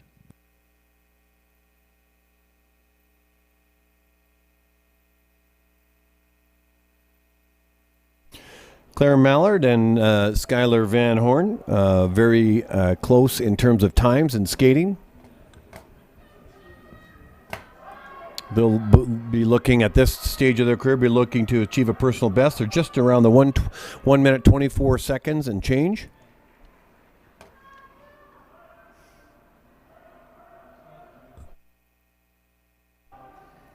There's the encouragement by the coaches on the backstretch. Van Horn is going to finish off in the outer lane, the very lane she started with, on this 2.5 lap around the 400-meter oval.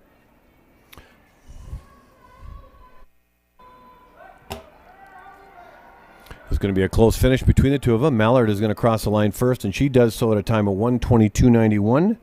1:22.91, and that is a personal best for her. And Skylar Van Horn, very good time, 1:23.79, also a personal best for her.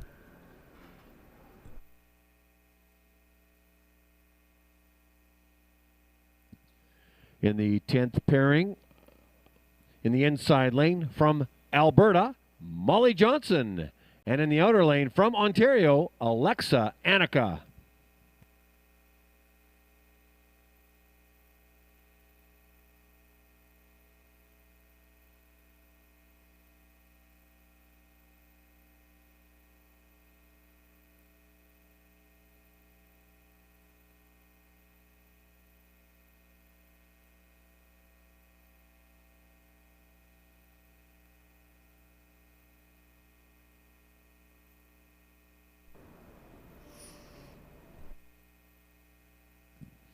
So a big shout out to Claire Mallard and Skylar Van Horn for achieving personal best. Skylar Van Horn, Claire Mallard, congratulations on some new personal bests.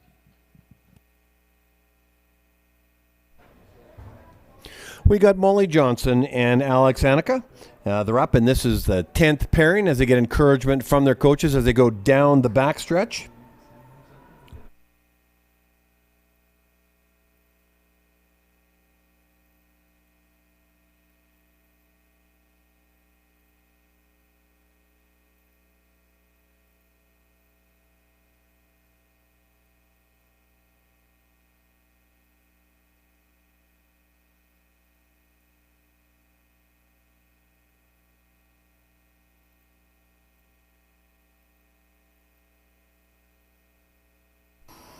So the times we're looking for with these two, and the ones I'm keeping close to, is around 1:25. And so as Molly Johnson rounds the turn, it looks like she's going to cross the finish line first. And Molly does so with a time of 1:24.76. 1:24.76. She looks happy, and 1:25.49 for Annika. Johnson should be happy. She just achieved a personal best. Congratulations, Molly Johnson. In the 11th pairing in the inside lane from Saskatchewan, Kelly and Friesen. And in the outer lane from Korea, Un Chea.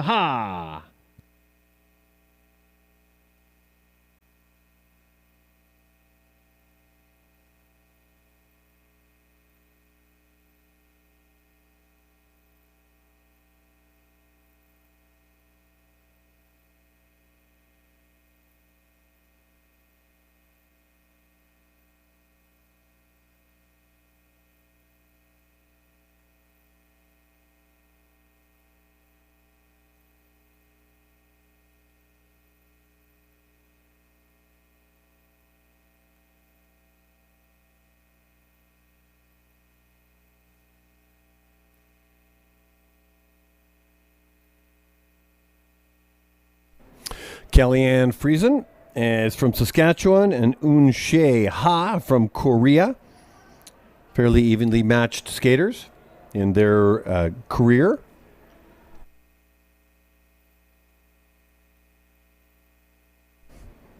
If you've just joined us, you're watching a YouTube live feed from the Calgary Olympic Oval in Calgary, Alberta. Just hearing the bell lap between these two racers, the 12th pairing, rather the 11th pairing of 29 pairings in the 1,000 meter women's race, rather. And you're watching Kellyanne Friesen from Saskatchewan and Un Chea from Korea.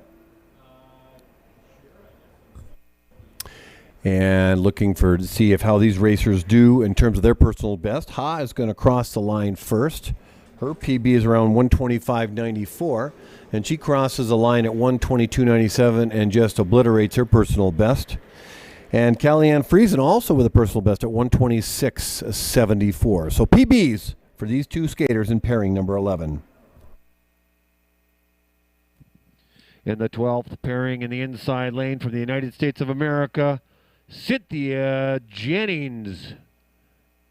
And in the outer lane from Ontario, Rachel Freitag.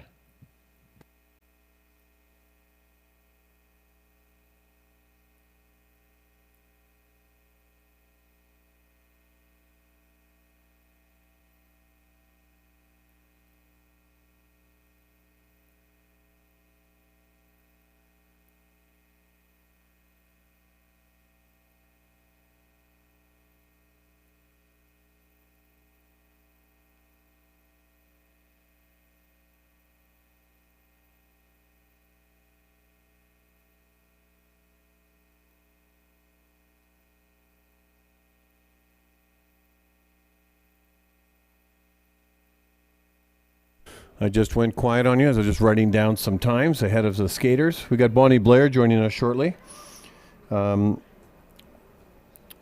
Cynthia Jennings will be her last, I believe, her last skater she'll be coaching. You can, let's have a look here. Or that was the last skater.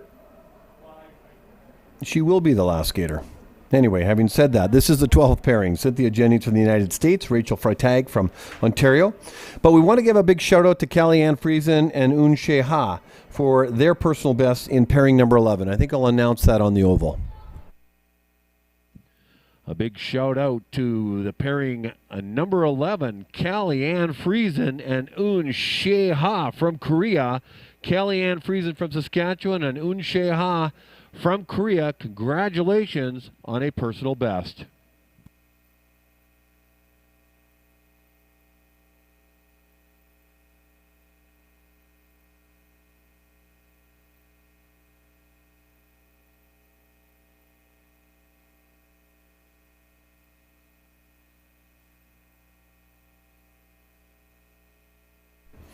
And checking out these times, Cynthia Jennings crossed the line at 127.34 and Rachel Freitag at 124.31. Freitag is going to be happy with that time because that is a personal best for her. So congratulations, Rachel.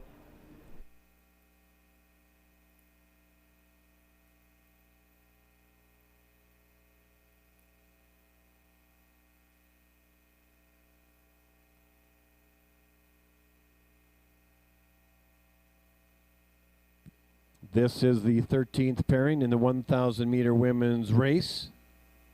In the inside lane from Manitoba, Robin Sully. And in the outer lane from British Columbia, Brooke Braun.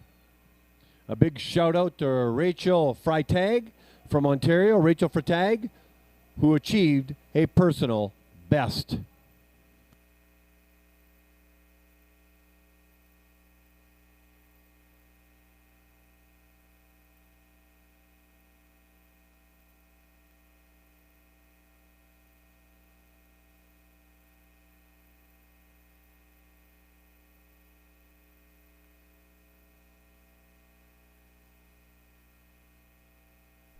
Robin Sully from Manitoba, Brooke Braun from BC.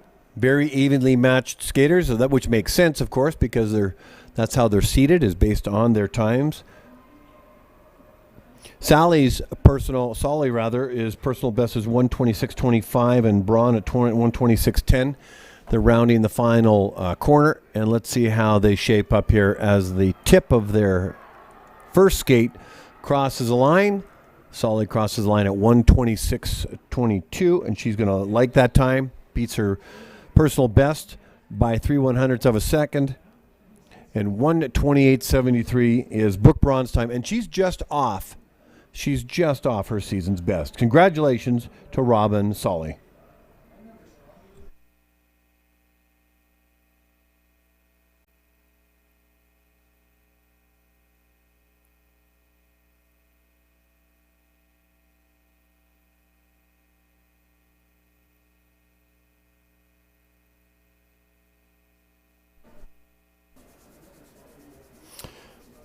So who do we have on the line now? We have Sylvie Lloyd. She's in the inside lane. She's got the red and black outfit. She's from British Columbia. And we've got Alina Monina from Alberta. So we got Lloyd in the black and red outfit and Monina in the green and black skin suit. The lanes they start in will be the lanes they finish in this 1,000-meter race, 2.5 laps around this 400-meter oval.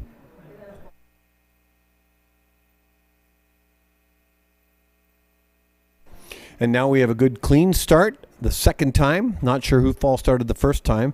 And if you're just new to the sport, they're allowed one false start. It could be any of the two skaters that could false start, but it doesn't matter who false starts the second time. That skater then gets disqualified. So skater in the inside lane could false start, and the skater in the outer lane could false start the second time. It's the one that false starts that gets DQ'd. It's rare. It happens. Starters don't want it. The athletes sure as heck don't want it. None of us want it, but it's all about having the athletes still on the start line. So they start from an absolute stand, a quiet standstill. Starters have been doing a great job out here, and the athletes as well. Everybody knows the rules. Everybody plays by the rules. In the 14th pairing in the inside lane from British Columbia, Sylvie Lloyd. And in the outer lane from Alberta, Alina Monina.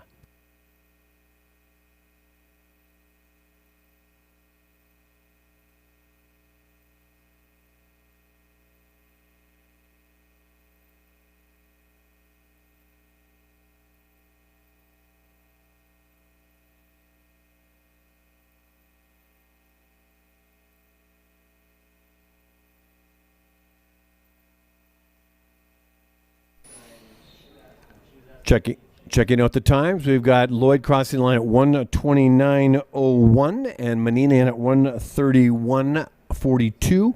Monina's going to like that. That's a personal best for her. I'll mention that over the sound system. You've got Elizabeth Smith and Emma Langstrom. Coming up next, this is pairing number 15.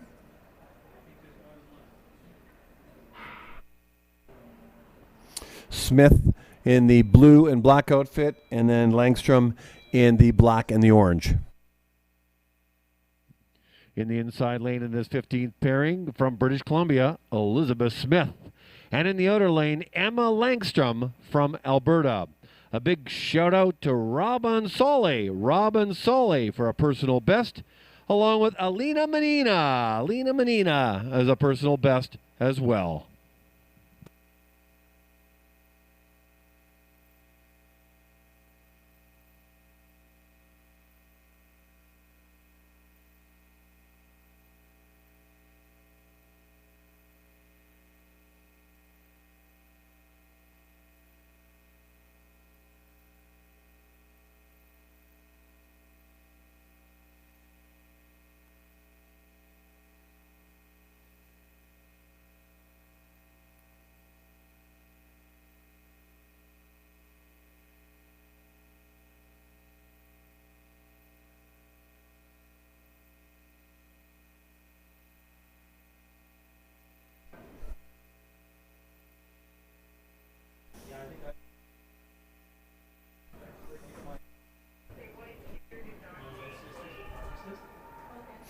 Elizabeth. Okay, so you'll notice something a bit odd when you're looking at this. First of all, we have Elizabeth Smith and Emma Langstrom, and Smith is in the inside lane, Langstrom in the outer. Langstrom was to finish in the outer, but didn't switch over, and she will be disqualified. But Smith finished in the inside lane, and she did so with a time of 1:34 and change, and that should be a personal best for Elizabeth Smith as well.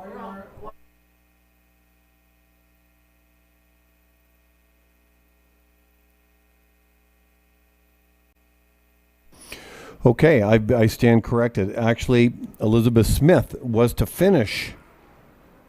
Elizabeth Smith finished in the inside lane. Emma Langstrom was to finish in the outer lane. Langstrom finished in the outer lane. Smith finished in the outer lane, but she was to finish in the inside lane. And that's the white armband, and identifying the white armband is Elizabeth Smith. So unfortunately, she will be disqualified but Emma Langstrom's time will stand. And let me just check her time. It's a 1:27.24, and she's just off her personal best. That's too bad for Elizabeth Smith, but it's a learning curve for these athletes. It happened yesterday as well.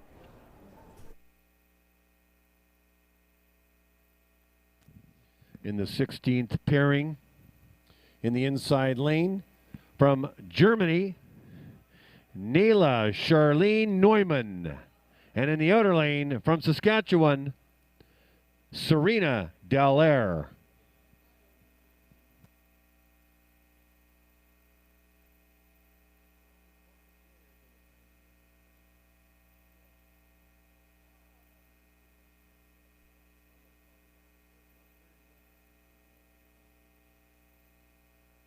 Okay.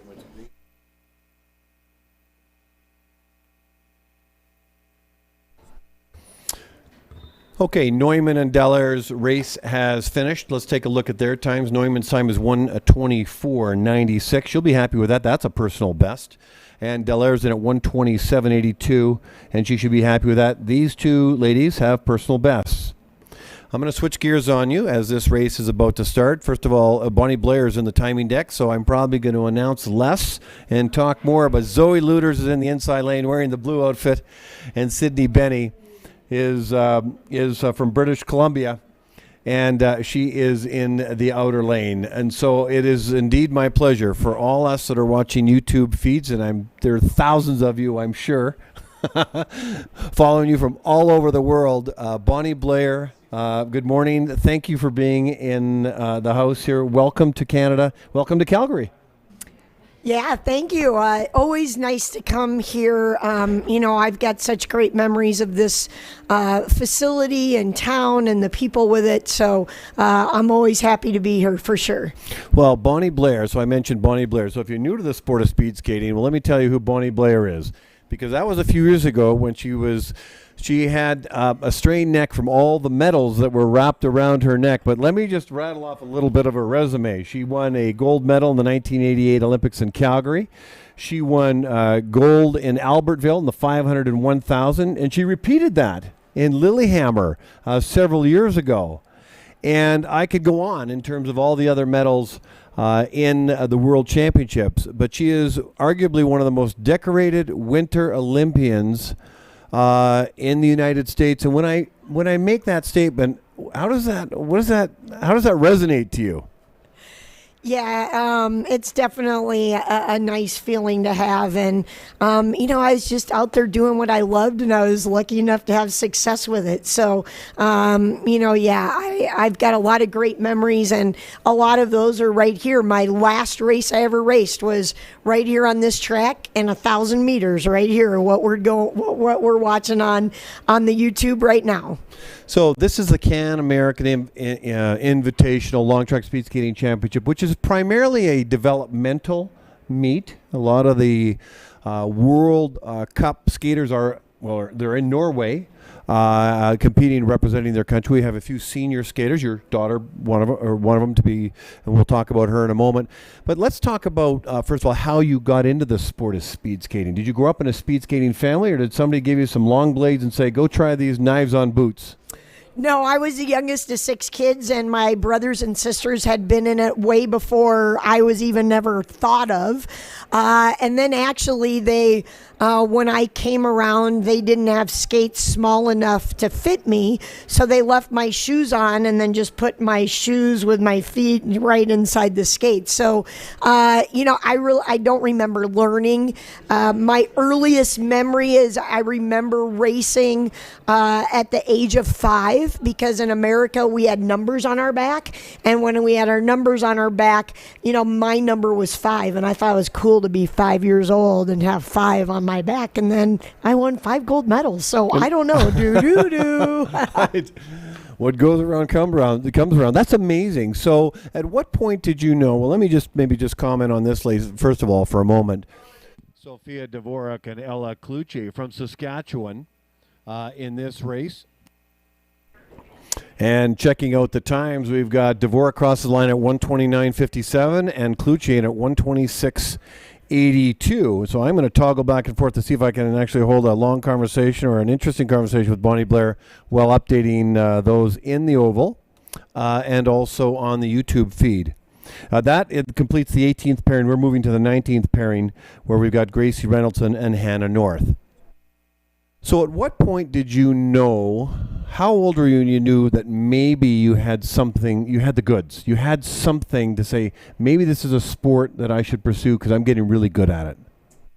Yeah, I think it was all kind of a real nice gradual process, which I think was a good thing, and that's what kept me in it as long as I did. But probably... Which is how many years? Oh, God. How old are you when you retired? I retired on my 31st birthday here in Calgary.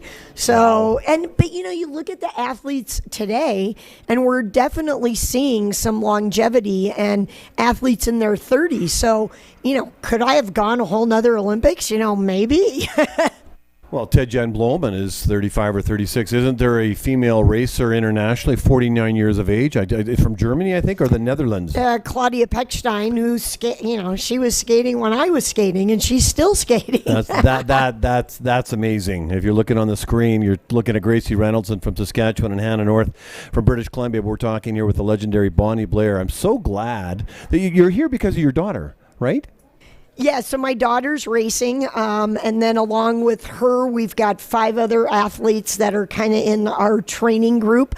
My husband is the one usually coaching them, and I'm usually the videographer, but he's not here this weekend, so I've been out on the ice and even helping put the blocks down and, just being out there and being in the mix of things, and it's been a lot of fun. Does it feel good to be around the sport of speed skating, the sports that's been so good to you because you've also been so good to it?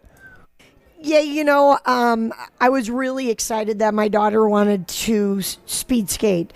She didn't at a younger age, but in the last, 6-7 years, has kind of taken a real liking to it, and I've been really excited about that. But I definitely love the sport and am glad that I'm more in the mix of it now instead of just watching a couple of random races here and there throughout a season. Bonnie's daughter's name is Blair Crookshank, and I don't know how she could get out of not speed skating being in a family of yours. Does she live with some pressure that she's the daughter of Bonnie Blair, this famous, legendary, illustrious speed skater? Yeah, I think she's pretty good about it. She, kind of knows what her mom did isn't normal. And even, her dad making 4 Olympic teams. There's not a lot of athletes in any sport that do that. So was he a bobsledder? And he was a speed skater as well. He was a speed skater. He was a speed skater as well. So, there's definitely the skating in the genes, and, she's learning, and, she really didn't skate a whole lot growing up. So where a lot of skaters of today are coming from hockey or inlining, she didn't have that. So, she's still a little green and learning as we go. And, even today, it's just a learning process, and she's embracing that, and that's all you can ask for, and she's going to chase and do what she can, and hopefully look towards the next Olympic Games. We're here with Bonnie Blair on the YouTube feed here at the CanAm American International Long Track Speed Skating Competition. You're looking at Camille Alford from British Columbia and Lindsay Smart from Manitoba. We're in the 20th pairing of 29 pairings for the 1,000 meter women, and I'm talking to Bonnie Blair. I want to go back to your career. How old were you when you competed in the 1988 Olympics and you achieved, you got a gold medal in the 500 meters? Yeah, so let's see. The 1988 games, I believe I was 23. So gold and a bronze, set the world record in the 500, beat, 2 of the East Germans that were my biggest competitors. And, when anybody ever asks, I'm going to probably get emotional, but, what's the one race that stands out? It was that 500 meters. And, I think doing something for the very first time has an unbelievable power and emotion behind it that's hard to capture again. And not to say my other Olympic wins weren't thrilling and exciting, but that first one had a lot of impact behind it. And, I still remember coming across that finish line and looking in the corner and seeing that clock. And so as you lead up, and the reason I asked the age, not because I want to know the age, because you have to be very careful in a politically correct world. I won't ask you your age again, but I'll ask you maybe how much you weigh. No, I'm just but at 23, I asked that because we're seeing a lot of skaters, you talked about it earlier, racing, and they're older. They're in their mid to late 20s, early 30s, setting records, winning. And a lot of the 21, 22, 23-year-olds are just in their breakout years. So you were kind of a bit ahead of schedule by today's skater, with the odd phenom in there at 18, 19, 20. And so as you moved into the age of 23, did you start to know that you were going to achieve some lower times? Like, could you feel it? And were you getting those results in earlier meets? I felt it coming. Like I said, kind of a little bit in the beginning, I had a nice progression, never too much too soon. And, it was coming. And it really started in short track in 86. I won the world championships. But prior to that, I was at the world sprint championships and was third. So I was on the podium in one season in short track as well as long track, and saw that progression coming. But I think a lot of the athletes of today, and they're a little bit older, but there's so much more knowledge out there as far as really how to take care of your body and how to eat, and there's so many things that we didn't have that we just guessed, and maybe we guessed right, but apparently you did. Yeah.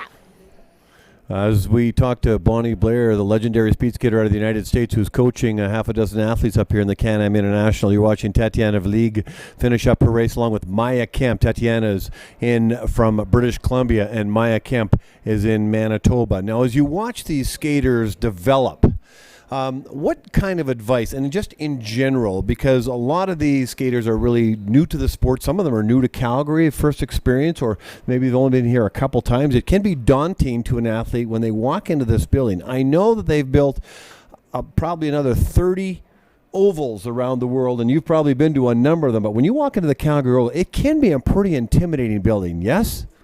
Well, I think just, the history that this rink has, and, being one of the fastest rinks in the world, it gets people excited really just to walk in the door. So two of the athletes that are here with our group have never been to Canada, so obviously never been to the Calgary Oval. Welcome to Canada. Yeah, welcome to Canada. And, I think their first races yesterday, they were, maybe a little bit too nervous. Sure. And then, and I'm like, it's a 400-meter track. It's ice. It's, and yes, it is faster here and whatever, but I'm like, try to just treat it like any other race, right? And go out there, and they settled down, and they seem to skate a little bit better today. So that was even exciting, but very exciting for them, and to kind of see that light and bright shining in their eyes of being at a new place, and it's exciting for me as well, kind of helping coaching here.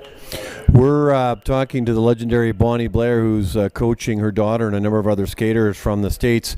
We're watching Antonia Villa, and Rachel Spritzen as they head into the Bell lap of their 1,000-meter races. These two skaters are from Manitoba, and I wish them all the best as they come down to the second last corner and the straightaway to get the final encouragement from their coaches. So Bonnie Blair,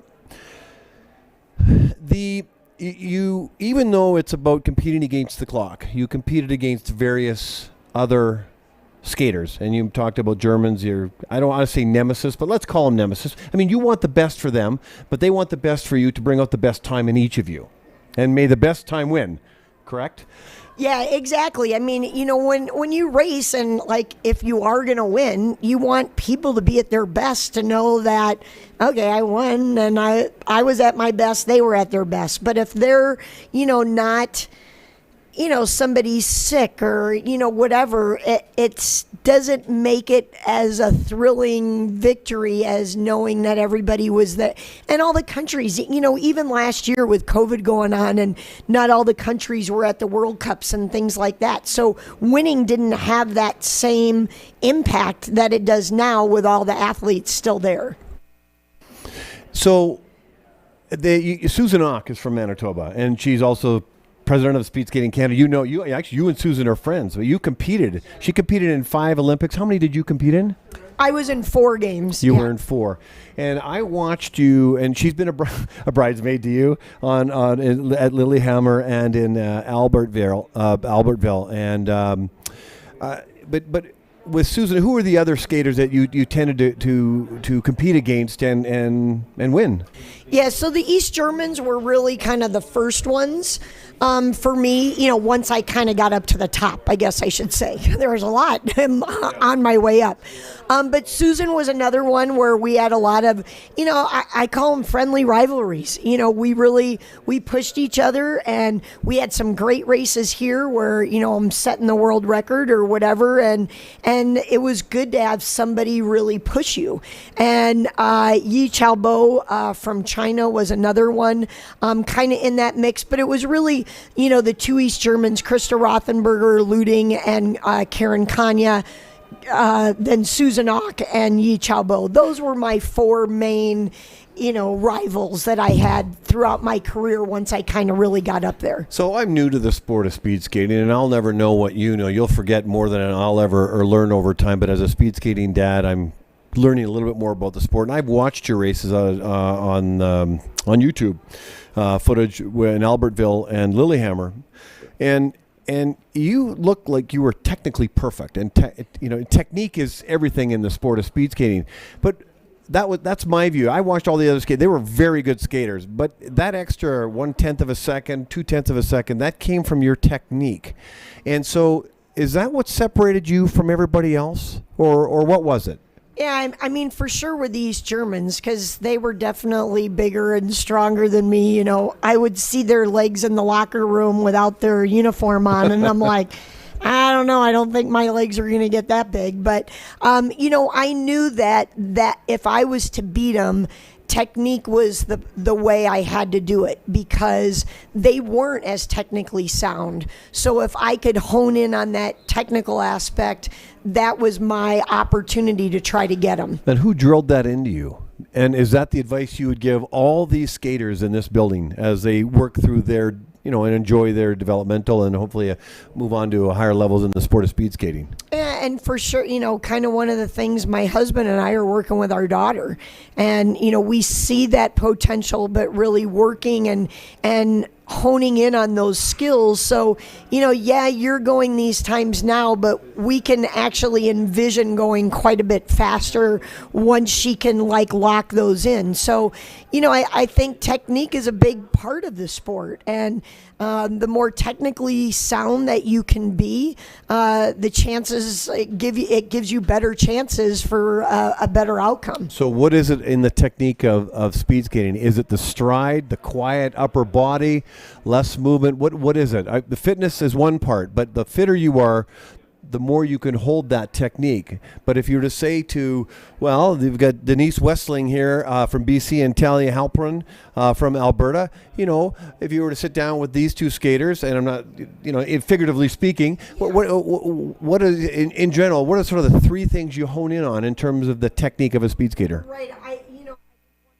I think one of the big things is you got to really make sure they've got a good sitting position, that they're nice and low and can get everything out of that stroke. But part of it is also being on the right part of the blade at the right time to be able to get as much out of that push as possible. And I think, maybe the third thing, we could list a whole bunch of things, but really making sure that those pushes are going right to the side, because the more that they could go right to the side, the more you're getting use of the clap skate, which I didn't have.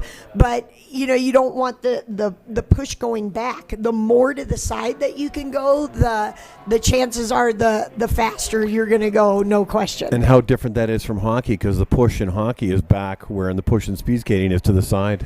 Well, I guess my opinion on that is I think that's what people think in hockey, but really in the same sense as hockey, if you're pushing to the side, you're going to go faster. That's the dynamic. It's the same. Yes. Exact same. Yep, exact same. We've had some transfer athletes come over from hockey, and it takes a couple of years to get out that hockey stride and turn it into a speed skating stride. And it's interesting to see the transformation. Yeah, and I think, and that's one of the boys that we have here this weekend. They like to run more, and they've got to learn how to utilize the skates and have them work for them, kind of instead against them. So it's definitely a learning process. Our son is a D1 hockey player out of the University of Minnesota. So, he's kind of been brought up in the whole skating thing and dynamics. And, that's definitely one of his strong suits of the game, besides a lot of other things that kind of go with it. But when people watch him out on the ice, they know he can skate. So I had a text from a good friend of mine and a speed skating mom out of Manitoba, and she's asked me to ask you this. Ask Bonnie if there's been a skater lately outside the U.S. that's impressed her. Yeah. And I'm not sure if she's referring to during your era or now. Yeah, good question. Yeah, maybe we could maybe we'll look at both. I think first and foremost, the Dutch have just been wailing, and skating awesome. And they seem to do it year after year. However, I think people really have to remember their pool of athletes for their sport is so much greater than anybody else's. And, it's not that they have a huge population, but their population is towards speed skating, where, right. In America, it's football, it's baseball, it's basketball, speed skating's low on the totem pole for that. So, but like I said, a little bit earlier, how inlining has played a very big part in our sport. I'm not sure about up here, but for sure in the States. And I think one of the skaters that we have right now at this point in time that's kind of, has been kind of coming up, but really has had a breakout season, has been Erin Jackson, winning the 500s in the World Cup, where she's barely ever even been in the top 10, and she goes to winning right away. That doesn't happen very often. I think she won already today, didn't she, in Norway? Yeah, I believe she did. So she's got 3 wins. Yeah, that's pretty solid. And how old is Erin? And Erin's one of those other older athletes. If she's not 30, she's close to it, I believe. Yeah, and Brittany Bowe is having a fantastic year as well. Yeah, and Brittany is. She's, she a few years back she had the health issue with, it was kind of like a concussion thing that went. It's too complicated to even go into, but she was finally able to really come out of that, and she's just been rock solid. So my friend clarified it with a text and said. She's really referring to the now era. I don't know how tuned you are into the skaters outside the U.S. Both either whether the men or women. Who do you see that is impressing you right now? Does anybody come to mind? I kind of probably favor a little bit more of the girls. I think. In the Kadira. Sorry, my brain was not working. But Kadira? Yeah, I'm really I she's one of these older skaters as 35 well. 35 years old, and she goes second today in Norway. And she's and it took her that long to kind of come into her own, right? So I think that to me is really impressive. And the one in the 1,000, also from Japan. The male? No, the female. Well, we'll get her name. Japanese, yeah, and I know, and I should be better at that. But those two Japanese girls, are definitely very impressive to me because they've been on this slow up climb, and it's really kind of been fun to watch. Well, let's take a spin from that question, talk about countries, okay? So China hosting the Olympics is throwing all kinds of money and resources, and so I fully expect the Chinese to be on the podium more than they ever have, often as is often the case with the host country. But which countries look incredibly strong? China, I would say. Is the Dutch still strong? Are the Germans still strong? Are the Japanese, the Koreans? Yeah, and I still really think the edge probably goes to the Dutch. I don't, although they swept a race yesterday, I haven't been able to get to look at all the races from today yet, but I think they're probably a little bit tired. So my guess is we haven't seen the best of the Dutch yet. I think they might be kind of training through a little bit of these first World Cups. Interesting. So it'll be interesting to see how they do later on, or maybe they're just so tired. Some of them just aren't. They're hurting. It's hard to say because you don't know what they're doing, right?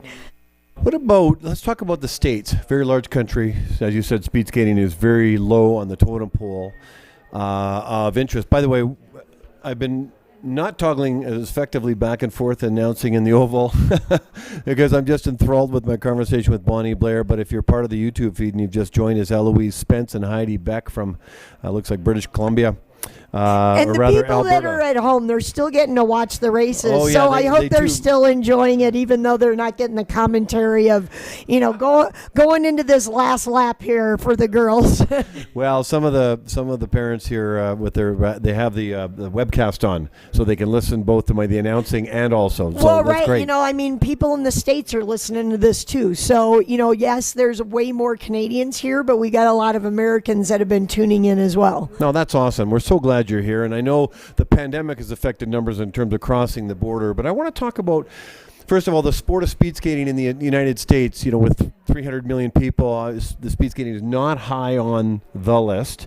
There's only 2 ovals. Hard to believe, actually, in a country that size. With the Netherlands, I think they have half a dozen. But we talked about the reasons, one of the reasons why, just because it's just their sport. But where do you see the Americans in terms of speed skating? Are you seeing an interest in the sport in the States, or is that consistent with maybe lack of interest in all sports at this point? What do you see for the future of speed skating? Yeah, I'm definitely very concerned. That's the first and foremost thing. Our numbers are down quite a bit.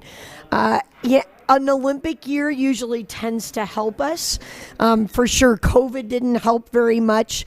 But, we're hoping now, as we hope we're kind of slowly coming out of the pandemic here, that we can get a better interest as the Olympics draws near, and maybe we can try to get more athletes there. So, that's kind of one of the things, my husband and our kind of group of skaters, we'd really like to try to build those numbers up, especially in the Milwaukee area. And, whether it's going to some of the public sessions, trying to, find maybe some of the hockey players that maybe aren't having as much fun, or they are really good skaters, but maybe not so good with the stick, trying to find different ways that we can get athletes into the sport.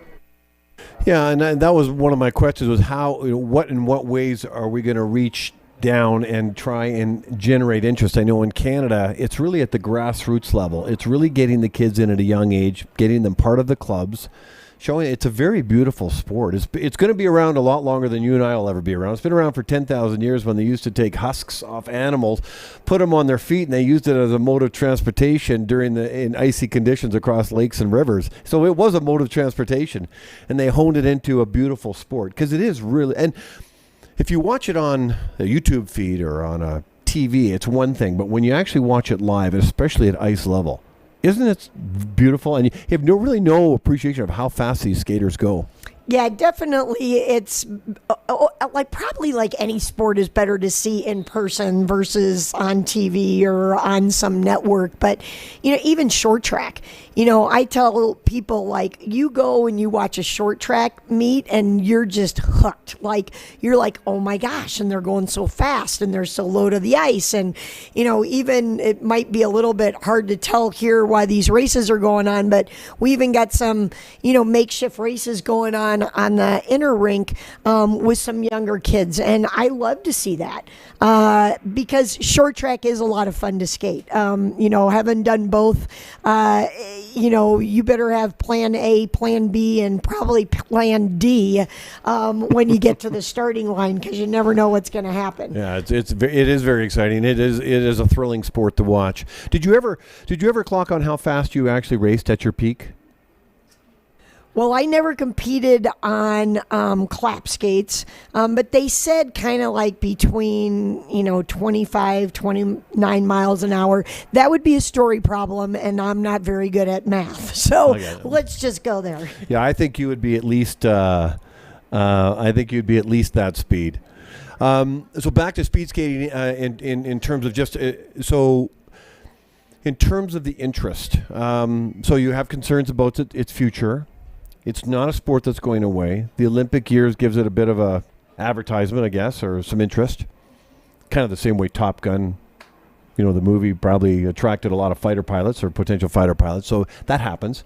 But are you seeing more, like it's basically the northern states, right, that are attracting speed skating, but you're in Wisconsin? Yeah, but our three best athletes that are skating well, Brittany Bowe, Aaron Jackson, and Joey Mantia, are from Ocala, Florida. So, like I said, they came from inline. A lot of our athletes of today on our top team are from inlining. There's very few that really got their start in speed skating, kind of like I did back in the day and kind of came up through the process that way. Interesting. So what'd you do with all your medals and awards? Where do they hang out? Are they in a shrine of some sort? I'll or in share, a cardboard box somewhere in your closet. No, they are. They're in a nice case. As we're looking here, the thousands have finished, and we're seeing the board here of the top finishers. But and look at Georgie Birkland with a 120.8, and I think that's a personal best for her. Is that a personal best? I'm just gonna check my list. Yeah, you're probably going to be better at that list than I am. She was maybe pair 5, I think, or somewhere right around in there. 119.7, so she'd be off. Yeah, just off. It might. I think some of the skaters went better today.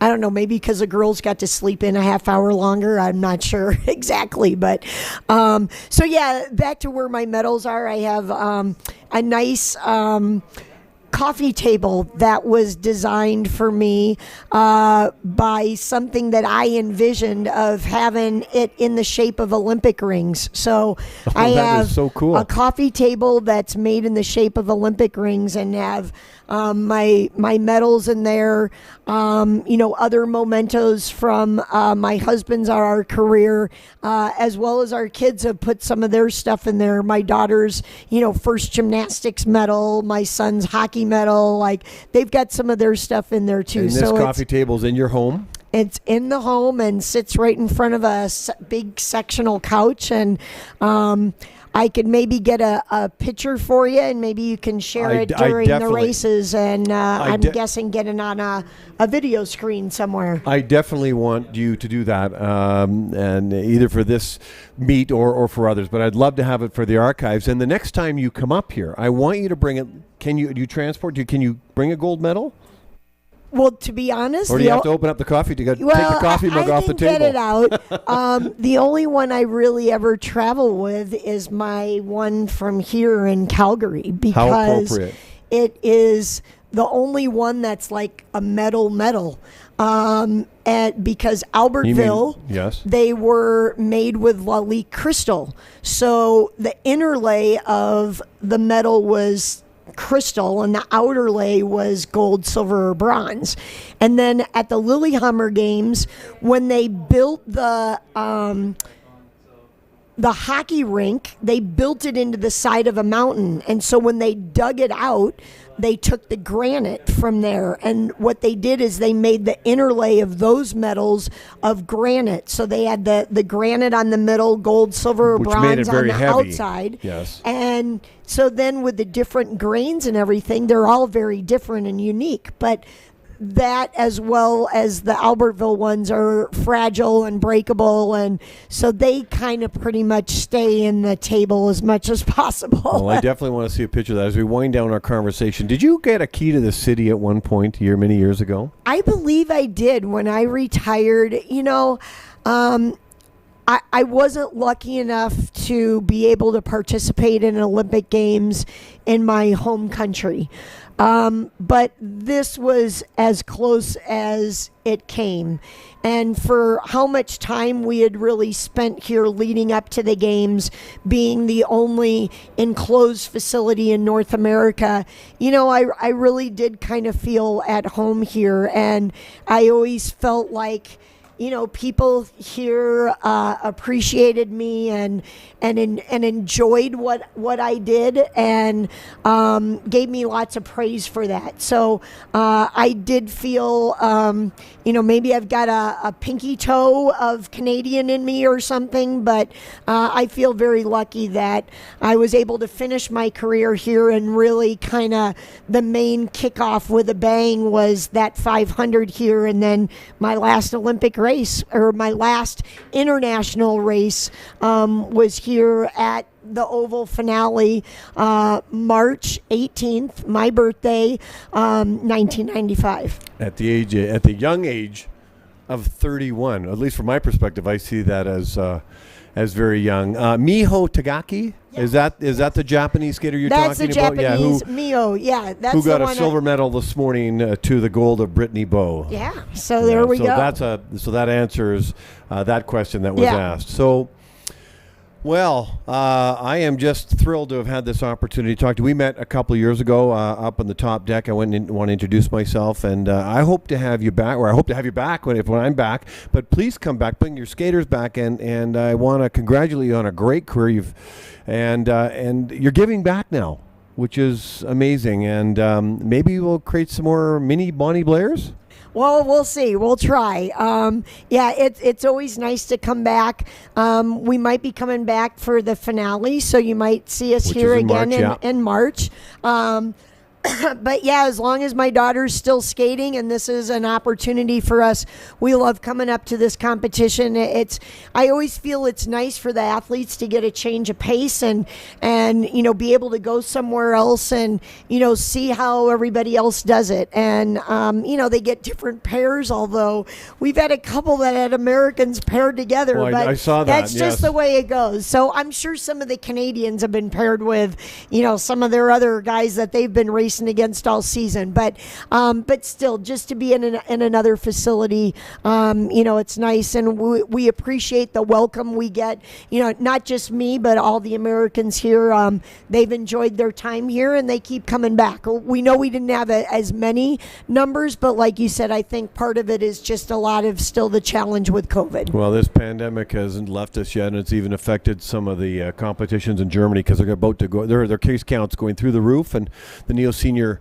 meets have been canceled, so the Canadians can't head over there, or the Canadians aren't going over there right now. So I don't know if the meet's actually canceled. It might be, but I know the Canadians aren't going over for that reason. But that said, this is about you and he being here, and I want to thank you very much, Bonnie Blair, the legendary Bonnie Blair, everybody on the YouTube feed, and makes filling up. If we didn't have this conversation, you'd be looking at a blank screen, everybody. Not a blank screen, but a screen where there'd be no sound, and just watching the skaters go around, and getting a perspective from somebody who knows the sport so well is really interesting. So you'll come back again? Yeah, I'll definitely come back again. Thanks for having me, and I hope those that are watching are enjoying the races. And now I've got another race. One of our guys is in the 5K. Augie Herman, so, yes. Augie, and Yeah, I really didn't go over a 1500. So not only am I like learning more about this, but that's a lot of times to go around the track. I'm going to get tired yelling. That's for sure. 12 and a half times. Yeah, Yes. yeah. Well, Bonnie, thank you so much. I wish you all the thanks best. for what you do. We've got a lot of great volunteers here that really make this all work.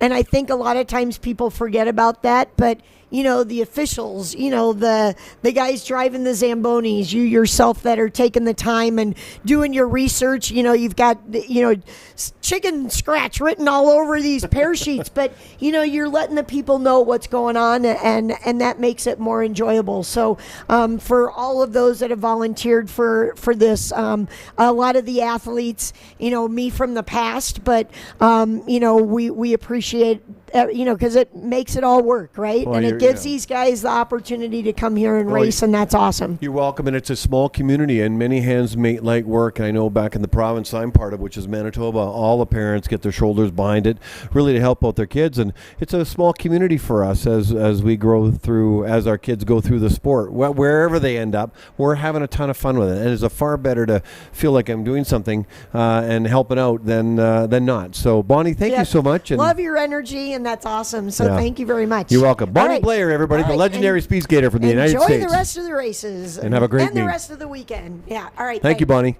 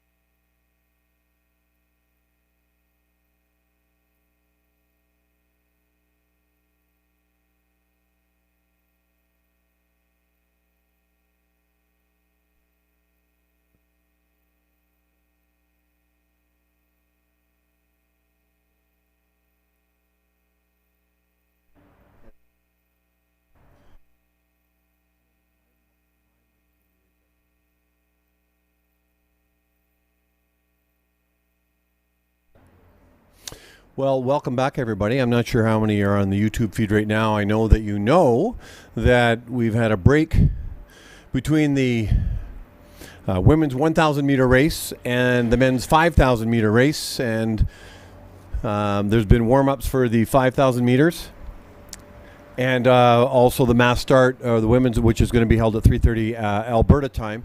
Those warm-ups have been concluded, and now we have ice resurfacing. We're going to be racing again in 15 minutes, but I asked a gentleman by the name of Cody Miller, who's been a senior speed skater in Calgary, and I deliberately, and this is not something I would normally do, I would prepare for my interview and I would do my homework, but I deliberately didn't do this.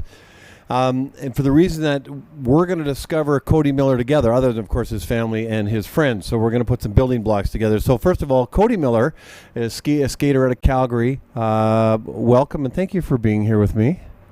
Thanks for having me.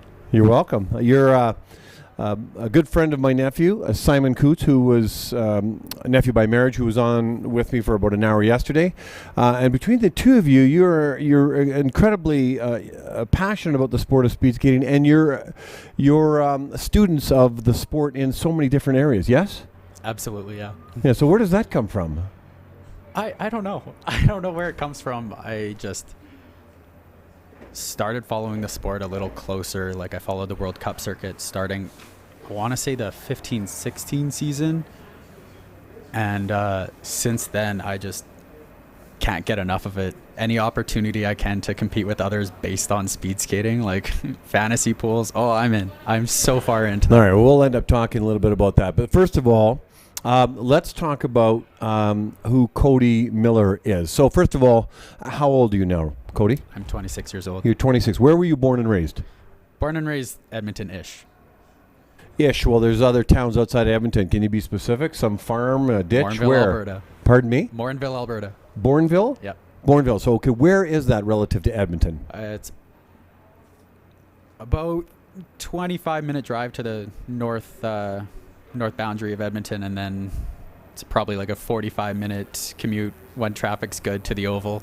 Is it a farming community? It is not. No, it's essentially a bedroom community for Edmonton. Bourneville. Morin. M-O. M-O. Yep. Morinville. Yep. Okay. So you were born and raised, and you went to school where? For 9 years in Morinville, and then there's another city just outside of Edmonton called St. Albert. That's where I did high school. Right. And then I did a degree at the University of Alberta in Edmonton. Yes. And then I moved here. Okay. You come from a family of how many? There's 4 of us. So I have a brother and then my parents. And are you, you're 26 years old, you mentioned. So are you older or younger than your brother? I am the younger brother. Yeah, I he see. is Okay. And your brother's how old? 29. 29. Yeah. Okay. And your parents still live in Morinville? Is it Morinville? I want to make sure I get this right. Yep. Morinville? Morinville. Yeah. M-O-R-N? M-O-R-I-N. M-O-R, Yeah. Morinville, Yeah. V-I-L-L-E. And your parents still live back there? No, they're in St. Albert now. I see. Okay. So, all right. So we know where you were born and raised. We know where you went to school. You offered up your post-secondary education, so we know where that was. So we're here because of speed skating. How did you end up, kids growing up your age, and my generation, it was all hockey. And anybody connected to speed skating is generally connected to somebody who's already in speed skating. That's more common than anything. How did you get connected to the sport? I also played hockey. I did 8 years of it, and then wasn't really into it. Like, I was okay, but the passion wasn't there. And I was fast. And this was soon after the 2006 Olympics in Torino, where Cindy Klassen popped off and got 5 medals. And so it was kind of in the public eye. So, I was given an option to try speed skating. And I tried it out in Edmonton as a 12-year-old. Yes. So I'm now 14 years into the sport. So you took off the hockey skates, you put on the long blades, and you would be going around the rink at a 12-year-old, and just basically at that point a hockey rink. Yeah, it was short track, because it was in September when I first tried it out, and in Edmonton there's no indoor oval, so we have to wait until at least late November to get any outdoor long track guys. So yeah, I started on short track. Is there a long track oval in Edmonton? Yep. Yeah. Oh, there is. Okay, so I'm from Winnipeg. We have an outdoor oval. It's natural ice. It's called the Susanok Oval, but we have to wait for cold weather. Yes. Yeah, exactly. So Edmonton's it's kind of just a field that they flood. So it's open to the public for the most part, except the Edmonton Speed Skating Association gets 2 or 3 hours a night during the week for exclusive ice, and we get to train there. And it's really a beautiful oval. It's in the river valley. It's surrounded by trees, usually clear. The trees block the wind for the most part. It's really nice to skate there. We know a little bit about wind when it comes to Winnipeg. Oh, you can have half. You've raced in Winnipeg, yes? I have, yeah. So half the race, you've got the wind at your back. The other half is you don't want to make that turn. Okay, so as a 12-year-old, you lace up the skates. You have no idea where it's going to take you, and then all of a sudden you're competing in these various club meets and sometimes out of province meets or provincial meets for that matter. At what point did you realize? So we're talking now age 12, athletic, played hockey. Yeah. At what point did you kind of go, maybe I really kind of like this and I'm actually getting kind of good at it? There were kind of 2 points where that happened. The first was when I was in grade 12, and I was improving, and I was starting to get my long track times. I'd kind of given up on short track already at that point. Oh, I see. How old are you at that when you retired from short track? I didn't retire, but I was I was ready to be done competing and ready to be done actually trying hard at it. Because skaters will do both disciplines and then at some point choose one. Yeah, so I was 17, 18 when I kind of knew already that long track was where my calling was. So that age, I got my oval time, and I wasn't sure if I should move down to Calgary as an 18-year-old and start with the oval program, or if I should. Were you still in high school at that time? Yep, grade 12, and then I had to make the decision then, and I actually decided to stay in Edmonton for 5 years doing that degree, and it was 3 years into that degree I was getting even better at skating, and that's when I really wanted to get down here and train, but I had another 2 years of that degree left, and I wasn't ready to. And what did you take at the University of Alberta? Civil engineering. And you have that now, that degree? Yep. And I guess we'll talk about what you're doing with it if you are doing something in a moment. Okay, so you born and raised outside of Edmonton, went to post-secondary education with University of Alberta, started to get better at speed skating. So that takes us to about the age of 22 years of old, 22 years of age. 21, 22, yeah. And then what? Did you pick up the phone and say, I want to come to Calgary, or did somebody find you? How did that work? It was self-motivated. I got in contact with the Alberta High Performance Group, which no longer exists, but that was kind of my stepping stone into high performance speed skating. I didn't think I was ready, or I didn't think the oval program was quite the fit for me at the time. And so I hopped on with my current coach there, Mike Ireland. He was the coach there. And so you could come and skate at the oval and not be part of the oval program. Correct. I see. So then you asked a coach, or Mike, or you two talked, and Mike said he would coach you? Yeah, essentially. Yeah, they had a group of maybe 24 skaters, and I joined them, trained at 7 a.m. every day. All right, so now you're living in Calgary. Yes. You have a degree. I do. So unlike everybody else around you, they're students at University of Calgary. I am also a student. And you're still a student. So I'm still a student. All right, so we have a lifelong student here. You're right. Well, maybe we should explore that. So you have a degree in engineering, and you are not in the working world right now. You are still a student? Correct. I worked for a year when I moved down here, and then went back to school. I'm in kinesiology now. So you switch gears. Oh, I see. Yeah. Okay. So engineering is not a career you're going to pursue. No. I see. So you switched gears, yeah. And kinesiology is a very difficult degree to have because you have to memorize a lot. You have to memorize a whole lot. Yeah, you know every aspect of the human body. Is that a 4-year degree? It is. I'm taking a really weird route because I have the engineering degree, and the goal is physiotherapy. So I don't actually need to get a kin degree to apply for physio. So how many more years left do you have in school? If I get into physio next year, 3. Okay, back to speed skating then. Yeah, All right, so you're going to be a student for a long time. Yeah. Right, but it's just fine because that tells me you like to learn. Yep. So now you're in speed skating. You come down here as what they would categorize you as a neo-senior. Nope, I'm just a senior. At the age of 22, when you joined, Oh, when I came down, yeah, Yes. I was. you would have been in the neo-senior category. I might have been an N4. I was either a senior or an N4 at the time. I see. Okay. Yeah. So now you become part of the program, and long track is your passion. Absolutely. And what racing distances did you find the most comfort in? 500. It's the 500 all the way, baby. So you're a sprinter. I am. Okay. Yeah. But you race, but you don't always. But you participate. You raced 1,000 today. Yeah. I race the 5 and the 1,000 every opportunity I get. 1,500 if I'm feeling spicy, I'll do a 15. Okay. So when we write your epitaph, 7 decades from now, we want to say Cody Miller was a sprinter. Absolutely. Yes. Yep. Okay. So I did not know that about you. So, what are your personal bests on the 500 and the 1,000? Personal best in the 500 is a 36.28. Yeah. And the 1,000 is a 111.64. Okay. And so, and when did you get those personal bests? The 500 was from Canada Cup 2020, so that was A year ago?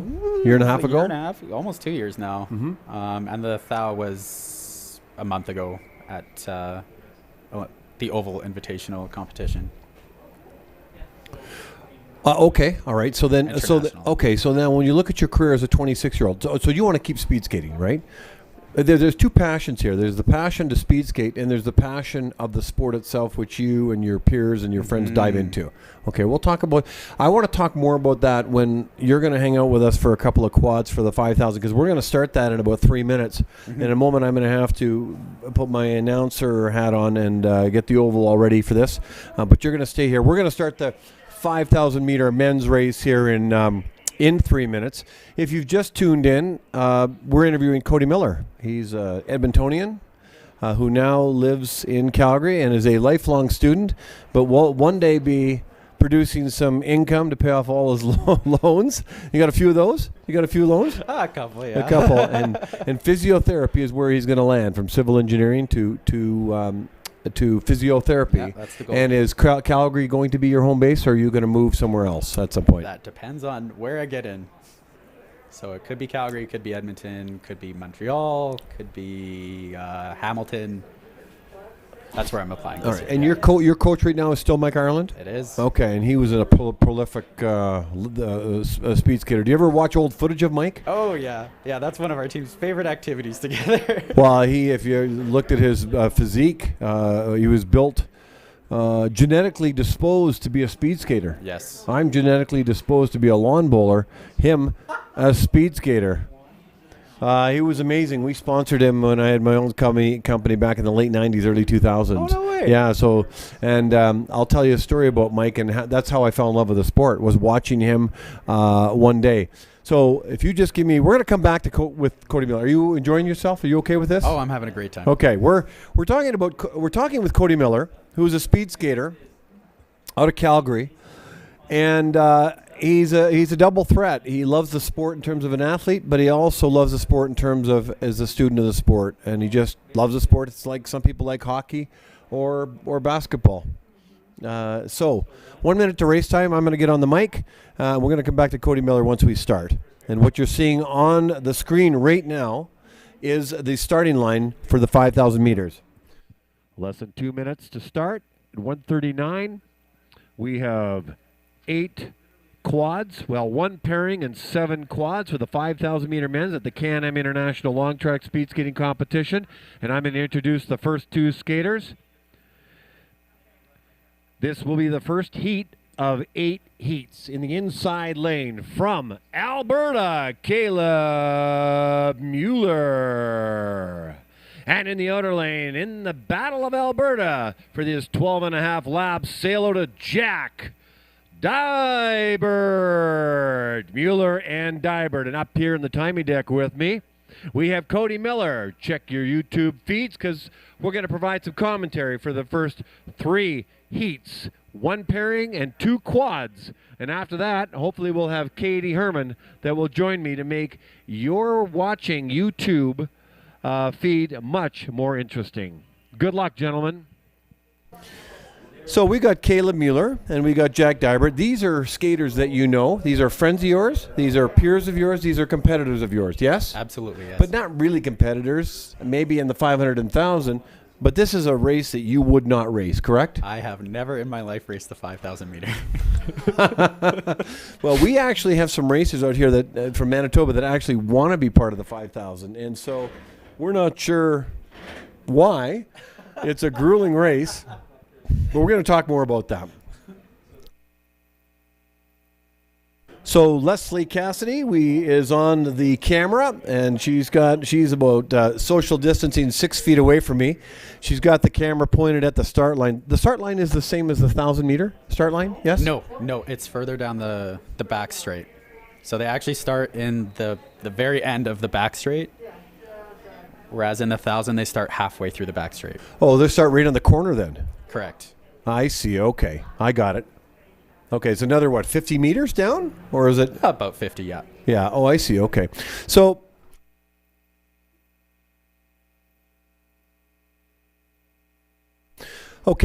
we've got two skaters. They've got the Canadian. These skaters, first of all, are they on they're not on the national team. What category would they be on? So Caleb is on the national team. So Caleb Mueller is. And these are funded athletes? I think Caleb is. And I'm Deibert? not certain, but Jack started with them this season. They're actually on the same team. Yes. But Jack moved up as a training partner. So I don't think he's funded, but he trains with them. All right. So if you're watching this at home, you would be, because we're connecting with you in this regard. Caleb Mueller is wearing the white armband, and the red armband is Jack Deibert. And so unless they have the different color skin suits, the armbands are the distinguishing feature. I'm going to check the personal best and the season's best for Caleb Mueller and Jack Deibert. What I'd like you to do is talk about this new, I wouldn't say it's a rule, but what's up with the armbands? I talked a little bit about it yesterday, but you got to go out and buy your own armbands now. You got given to them, but this is now a piece of equipment you have to wear, and if you don't have it at the start line, you may as well not show up for the race. Why don't you talk a little bit about that? So having an armband has always been a part of the sport, as far as I've been in it. And if you're not wearing it, you get disqualified, as a certain Dutch 5K skater is very familiar with from the 2020 World Championships. Dutch as in Canadian it now? No, it's Patrick Roost. Okay, all right. Okay, so it was a tough love. He learned the hard way. Yeah, he did. Do you want to talk about that for a second? Oh, he was just at the 5,000 meter competition at World Championships in Salt Lake City back in 2020, and he forgot his armband, so he got disqualified. I think he finished 4th with his time, but yeah. But he forgot the armband, but normally as a skater, you walk up to a table and grab your armband. Correct. And they put it on. Yeah. But that was 2020. That's the year the ISU, the International Skating Union, has said it's now your responsibility. At the time, it was still you go up to the table. So he just forgot to go up to the table. But yeah, now this year we're responsible for our own armbands. I have 4 in my locker. I have a white, red, yellow, and blue. And it's up to me to have the right one on. And that's no different than if you didn't have the proper equipment, let's say, on the ankle. And so Yeah. what are some of the pieces of equipment? By the way, if you just joined us, if you're back on the YouTube feed, this is live. This is a live conversation with Cody Miller, a senior skater out of Calgary. This is the CanAm International Long Trek Speed Skating Competition, and we are watching the 5,000 meter men's race. And I just wanted to get the personal best and the season's best for Jack Deibert and Caleb Mueller, because we want to focus on those times as they get closer to the finish line. But let's talk about the equipment. What equipment do you absolutely have to have before you go to the start line, or you don't get the race? There isn't much. You have to have a skin suit, skates, ankle protection, and we usually have Kevlar sleeves that we put around our ankles, and an armband. But if it isn't much, there isn't a meet. Sometimes it goes by where somebody isn't DQ'd because they don't have the proper equipment. What happens there? Is that just part of the learning curve that somebody missed on their checklist? Yeah. There's frequently every skater will have one competition where they forget to put on their Kevlars or they forget an armband, and they go and race and it doesn't matter how good or bad that race was. They're still going to get those 2 letters beside their name. It's going to be DQ. And nobody tells you at the beginning, do they? No, unless you have somebody catch you and say, hey, you forgot your armband. Hey, you forgot But your it's Kevlar. not an official's job, the starter's job, to say go. Nope. No, okay. No. And have you had that happen to you? I've had a Kevlar infraction in short track, and that is it. Yeah, I learned my lesson. Yeah, and it sucks. I won the race, but got disqualified. How disheartening is that? No kidding. We're with Cody Miller, senior skater out of Calgary, watching Caleb Mueller and Jack Deibert 12 and a half laps around a 400-meter oval. And even though you're a 500 and 1,000-meter preferences sprinter, we'll talk about sort of what's going through the minds of your friends right now, but in just a moment. So just back on the equipment. So going forward, it's no longer from this point forward, every skater now has to have their own armbands. And all the skaters at this meet they got given their armbands, but from this point forward, you have to buy them yourself. Correct. As well. Yeah. Okay. Well, that's new. It's not an official rule, but that's something that came down by the ISU, and I don't know if it's a bulletin or a rule, but that's what they're doing now, and that's what's happening at the World Cup. Correct? Correct. That's my understanding. Yeah. Okay. Caleb Mueller and Jack Deibert are skaters that you know well. Yeah, I actually trained with them on the same team when I first moved down here on the Alberta group. And how old would these skaters be? Oh, goodness. Similar age to you? No. They're younger than I am. I think Jack is 22, maybe, and Caleb's around the same age. I think he's a year older. Okay, so and these skaters, these skaters are would they skate all distances, or do they focus on the 3,000, 5,000, and 10,000? Where would they land? I know both of these skaters are currently 5K focused. I know Caleb's more long distance focused than Jack is, but I know Jack did 1,000 yesterday, and they're both. So did Caleb. Sorry, Caleb also did 1,000 yesterday, and they're both excellent at every distance. But yeah, definitely they're longer focused. Okay, that's the bell lap. I don't know if you could hear that in the YouTube, but that's the bell lap for Caleb, and then Deibert just got his bell lap. You can see the coaches giving them encouragement. So as they round the final corner, how would they feel? How would they be feeling right now? Pretty crappy, probably. Yeah, those legs probably don't want to move all that much. I personally, I've never done a 5K, so I don't know exactly what it feels like, but I can guess it doesn't feel good. All right, well, you can tell just by the body language of Caleb Mueller as he crosses the line. And he looked pretty exhausted. Yeah, I don't blame him. So Mueller crossed the line at a 6:39.49, well off his season's best, and Deibert at 6:49.16. So neither are close to their season's best, let alone their personal best. And I'm not going to dive into as to why that is. I mean, so many things. You know, when we were talking about your personal best and your 500 and 1,000. So many things have to go right on that particular day. You have to feel like $1,000,000. You have to feel relaxed. And you have to feel like you can skate like the wind. And my sense is that doesn't happen that often. And yet that's what you strive to do, to capture that moment so few times, correct? Absolutely. We're aiming for that every time. But sometimes it doesn't line up that way with our training blocks. And there's a thing called a taper where you essentially have easier training before a competition. And most of the senior skaters here are not tapering for this competition, so they're aiming for I'd say Jack and Caleb, they're aiming for Olympic trials at the end of December. So they're probably out of just training Quebec. through. Yeah, Right. exactly, in Quebec. Yeah. Okay.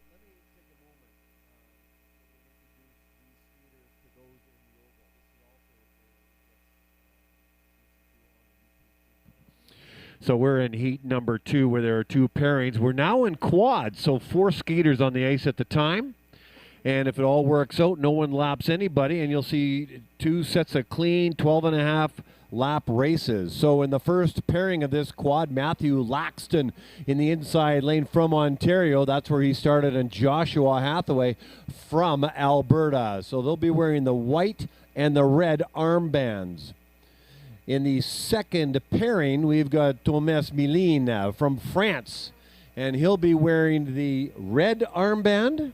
No, Thomas being the inner of the second pair, he'll be wearing a yellow armband. Yellow armband, so corrected by Cody. So Thomas Milin will be wearing the yellow armband, and Eric Olowski from British Columbia will be wearing the blue armband. So we've got white and red, yellow and blue in these two pairings. 12 and a half laps around.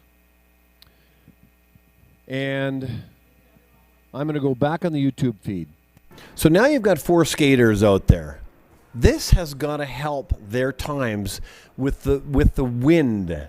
Does that help? Quad times are faster than non-quad times, just the pairings, yes? Yes. Can you maybe talk a little bit about that? Yeah, so as these skaters go around, they're kind of generating a fairly small whirlwind in the oval because they're just going around in a circle. It's like going around in a pool, if you've ever done that, like a small pool. Right. And if you just go around over and over and over and over, you're going to get a current that helps you along. So with 4 skaters out there, you're doubling the amount of people who are making this, and it makes it just a little bit easier or a little bit faster. All right, so you're the sprinter in this group, the 500 meters, which is 1 1/4 laps around, the 1,000, 2.5. You cross over once at the back stretch in the 500 meter, and twice in the 1,000 on the back stretch. How important is it for you to follow as close as possible to the skater in front of you to catch some of the draft, and does that make a difference? It 100% makes a difference. There's a significant energy savings when you're drafting, especially if you're close up. But during a race, you're never going to get that stellar of a draft because you're on 2 different tracks, you're doing 2 different races, and especially in the sprints, unless it really lines up right. I know I'm not even thinking about the other person. I could not care less whether they're in front of me, beside me, behind me. Like, I'm in my own zone. So if I get any draft in that case, it's completely by fluke and I'm just lucky. But in a 5K where you have time to kind of think about where your pair is, you can, I don't want to say time your corner to better line up with them in the back, but you can anticipate it better. And if you see that you're going to come out close to them, you'll be able to line up for a draft, and that helps a lot in a 5K. All right, well, we're looking at Laxton and Hathaway, and they just finished their 3,000, and Laxton crosses the line at 3:59.71. Sorry, I said Hathaway. I changed. Yeah, Hathaway crosses the line at 3:59. Sorry. I was doing a pairing there. You know what? I take all of what I just said back, because we still have much more of a race to go here. Yeah.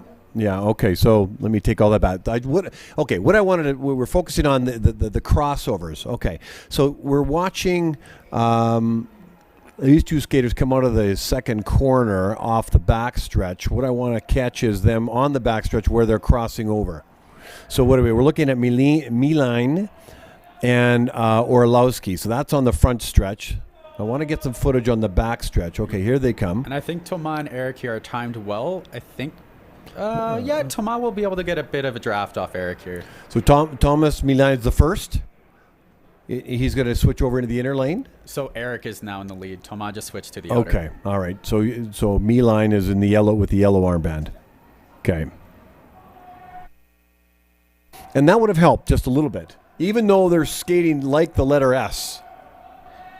I actually think now that I actually saw it, I don't think that helped Thomas all that terribly much because they were perfectly out of sync. But if he was a little closer or a little more in sync with Eric's pushes, that definitely would have helped him. It looks like Matthew Laxton has dropped out of the race, so he's not going to finish. So Joshua Hathaway from Alberta is going to finish the race himself. He's got 2 laps to go on this 5,000 meter race, which is 12 and a half laps around. got to pay really close attention here when you've got 4 skaters on the ice. So you got what you just saw was Thomas Beeline and Eric Orlowski. And then you're looking at the single skater now, Joshua Hathaway, who started off with the pairing with Laxton. And there is the 400-meter Bell lap. And how tough is it to skate by yourself on the ice in Olympic style? In this particular case, Laxton and Hathaway start together. Now one drops off. How's that? Does that bother Hathaway in any way, shape, or form? Does it make it tougher not having another skater push you?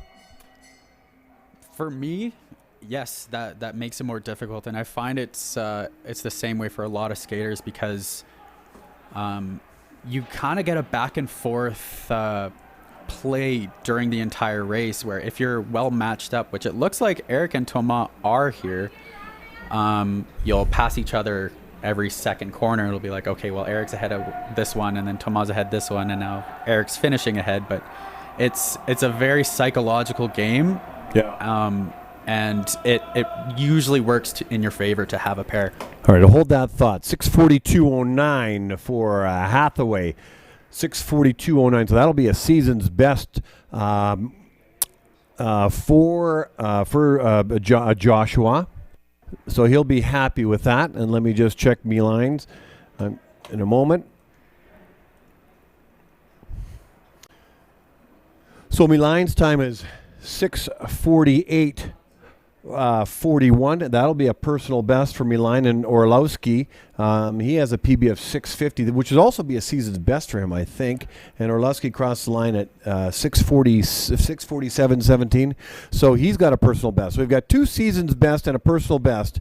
Orlowski is going to be, all 3 skaters should be really quite happy with that race. Absolutely. I know that's Eric's first time under 650, so that's a pretty big milestone for him to do. So that's like really good for him. Oh, that's so cool. All right, I'll introduce these other skaters in just a moment.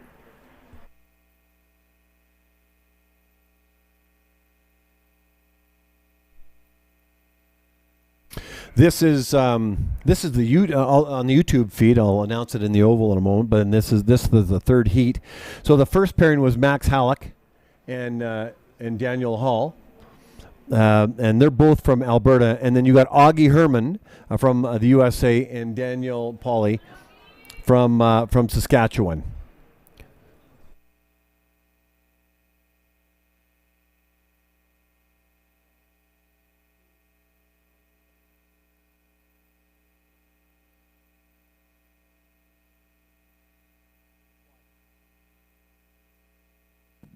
In the third heat, in the first pairing of that third heat, Battle of Alberta.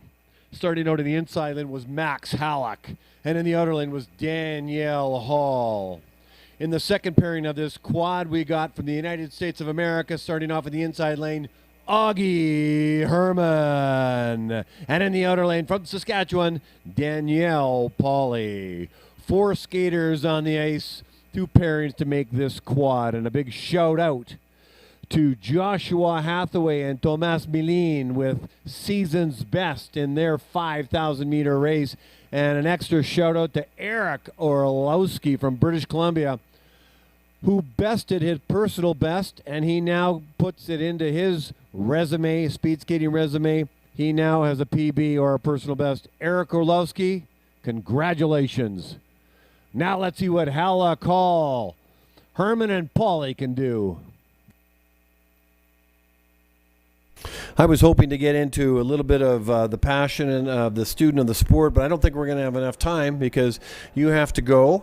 But what I want to leave on the table is I want you to come back. Would you come back and do Absolutely. this again? Yeah, for sure. Great. It goes by quickly, doesn't it? It does. Yeah, I'm it's shocked amazing that it's already 2 o'clock here. Yeah, and I don't want to take up, I know you have a friend in town and you have other commitments, so I appreciate that. Let's talk about lap time. This will be your final quad with us. Let's talk about the lap times.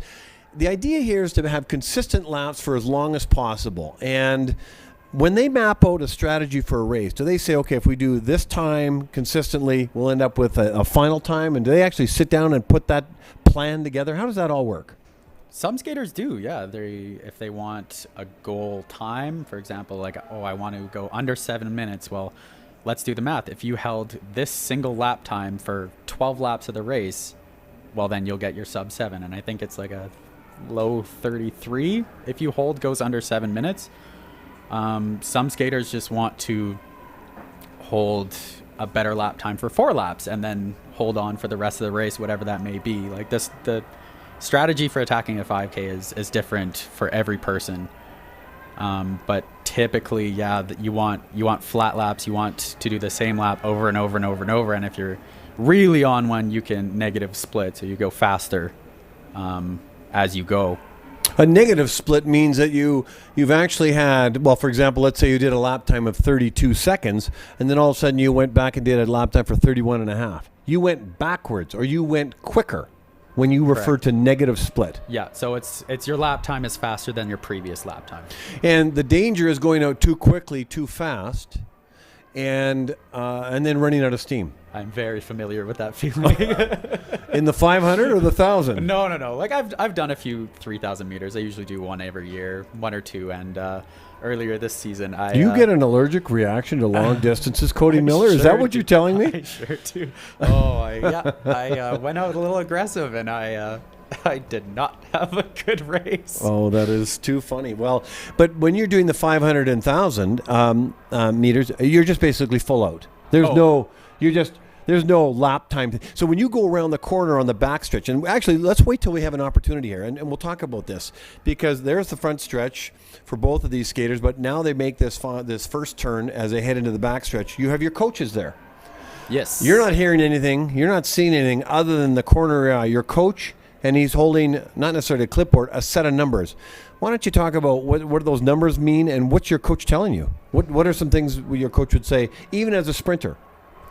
So they're showing something we call the lap board, and it is only 2 numbers that we see.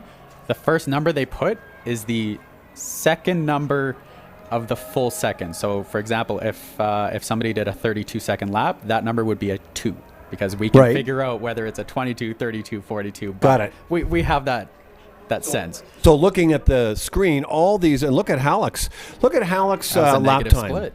Pardon me? That was a negative split for him. That was good. Yeah, but also compared to the other skaters. So he's tracking, so he'll be well ahead. He'll be well ahead of Hall in this pairing.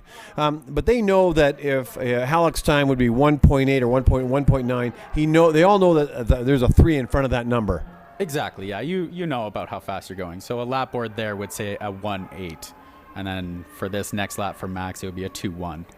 Okay, and so what would their coaches be saying to them as a 5,000 meter race, during a 5,000 meter race, versus you at a 500 or 1,000?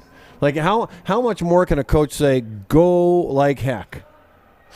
Like what is Mike supposed to say to you? The only thing I've ever heard Mike say in the backstretch of pretty much any sprint I've done is build, build, build, build. That's all I've ever heard while I'm in my race. Usually I don't hear anything, but build just means to build the corner, and that means to just like really put in pressure in through your skates and just push hard. Yeah, like keep the feet moving, push hard. Let me go back to this for a moment. So what we've got is Max Halleck got the Bell lap, and now Daniel Hall has got his lap time. And here comes Halleck almost catching Daniel Pauly. And let's have a look at the time. He did a 6:44.62, and Max Halleck is going to be ecstatic with that time because he beat his personal best by almost 5 seconds. And you could tell he meant business early on, especially when you talked about the negative splits. Now here comes Daniel Hall. It means nothing that one crosses a line over the other than one is faster than the other. In terms of them trying to beat the other, it's all about personal bests. But correct? It's all about the PBs. Yeah, you may be racing other people, but you're really racing yourself. You're trying to outperform your best. So let's have a look. Daniel Hall cross line at 7:10. Hoggy Herman at 7:06.29.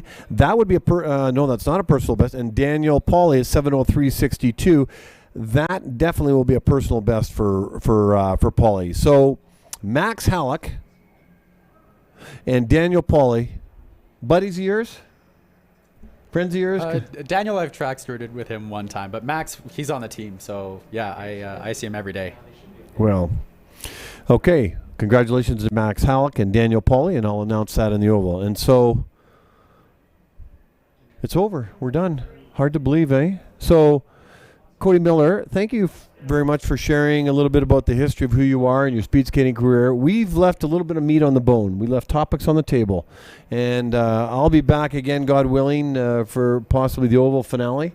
And that's in March, because that's it for Calgary events, other than at this developmental stage.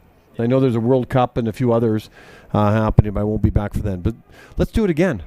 Yeah, for sure. Yeah, I'm in. I'll be interested to hear what kind of feedback your buddies have said to you through texts and the odd jab you get. So all the best with the rest of your season, and I look forward to doing this again. Let's talk more about the student of you as a student of the sport next time.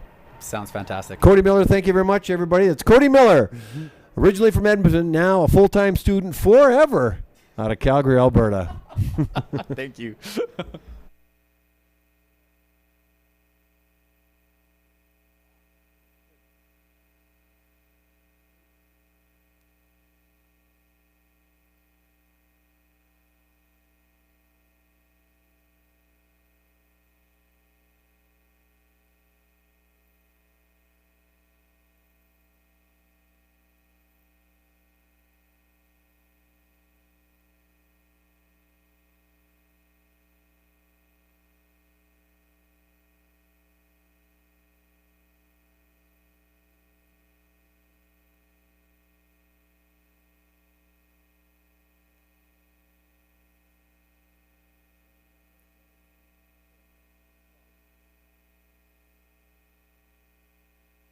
All right, we're in the fourth heat, which is a quad. And let me introduce the four skaters. In the first pairing in the quad, we got Bon Lo from Saskatchewan. We got Dong Woo Kim from Korea. So a Canadian and a Korean in the first pairing of this quad.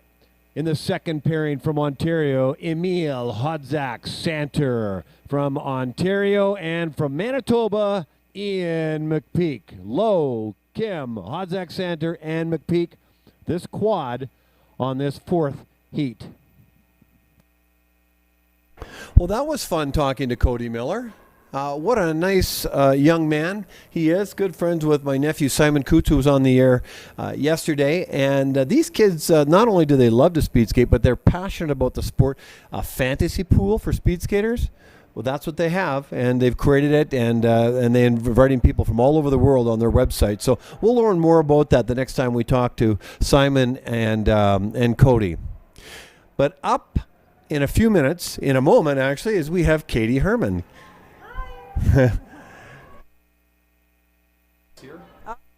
So what we have Katie Herman. Katie Herman is a speed skating mom and the mom of Augie Herman, and she's from the U.S., and I'm going to invite her into a conversation in just a moment, and we're going to talk a little bit about life as a speed skating mom, the clubs out of Minnesota, and perhaps the Augie's career, what's ahead.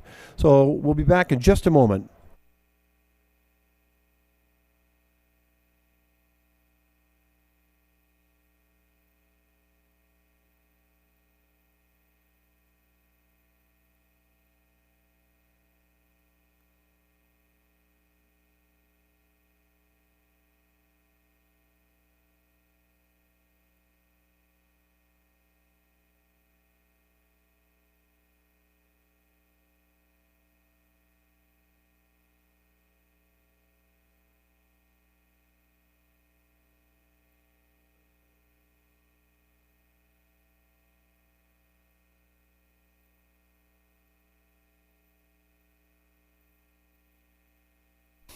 Okay, if you've just joined us, this is a YouTube feed live in Calgary, Alberta.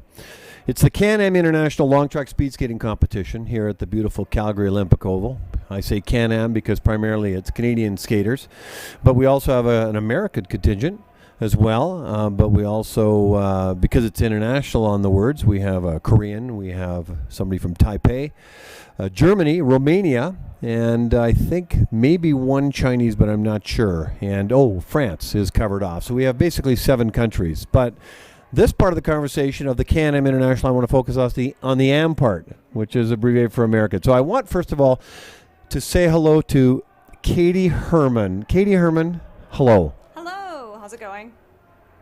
Oh, I guess I need to go closer. Yeah, that's Hi. okay. Yeah, Yes. it's going well. This is all very new for me.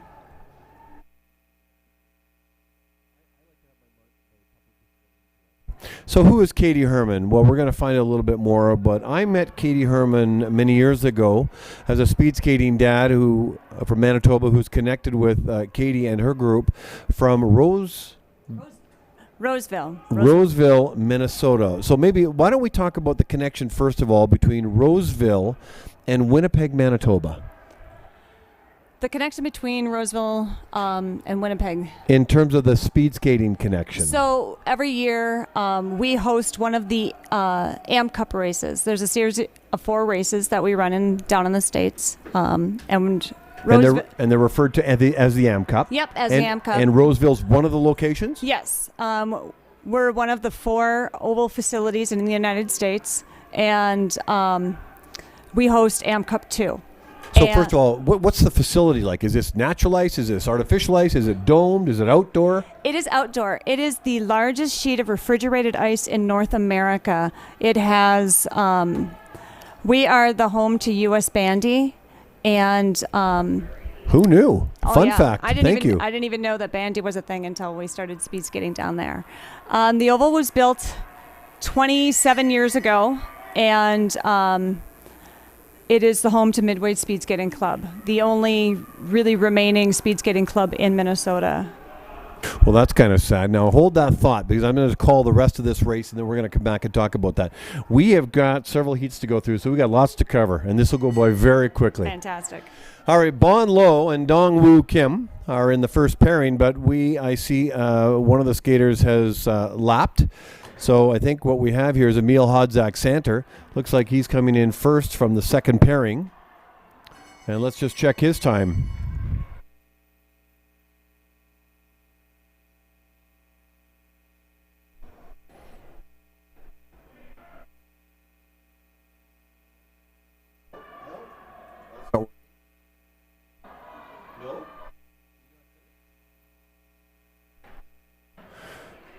Okay, I'm waiting just to get my times on the board. All right, let's do it in order then. Bon Lo's time is 6:32:14. He's going to be happy with that. That's a personal. No, he's not quite done his race here. I'll get it together. Oh.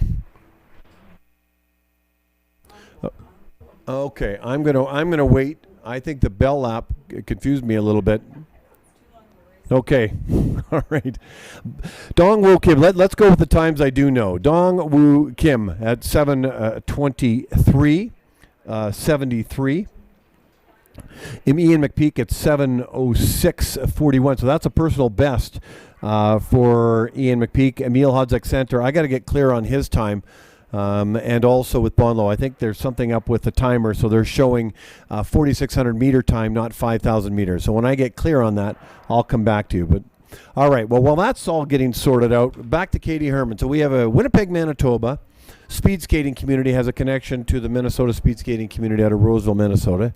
Katie Herman plays a key role on that, and you just shared with us that you have the largest refrigerated ice in the entire North America, and Yep. bandy is somewhere on that sheet of ice along with speed skating. Yes. So that whole inner track. So when you look at an oval like here, you have 2 huge, you have your 2 hockey rinks inside. So for us in Roseville, it's one huge sheet of ice. So if we took out these hockey rinks, do I have a bandy ice surface in there? Yeah, if you went from inner lane to inner lane, you would. I'm not sure about here because your oval is more narrow than our oval. You're saying that all ovals aren't made the same, like all hockey rinks aren't made the same. Exactly. That would be boring. Nice. All right, let's talk about your connection to speed skating. We talked earlier, so we met years ago, and you reminded me when in a conversation we had a couple days ago, you're a figure skater. I was a figure skater. Yep. Okay, Yep. so it is knives on boots, but a different kind of knives on boots. So how did you transfer over from figure skating, a love of figure skating, Absolutely, to speed skating? How did that all come about? I went from being a figure skater to just a recreational skater, and then being a skating instructor. So I was running the Learn to Skate program and the figure skating club in my town that we live in. And when Augie decided to start speed skating, Augie being your son, Augie being my your spawn, number one son, my spawn, and and my husband's spawn. It wasn't just me. I'm not solely to blame.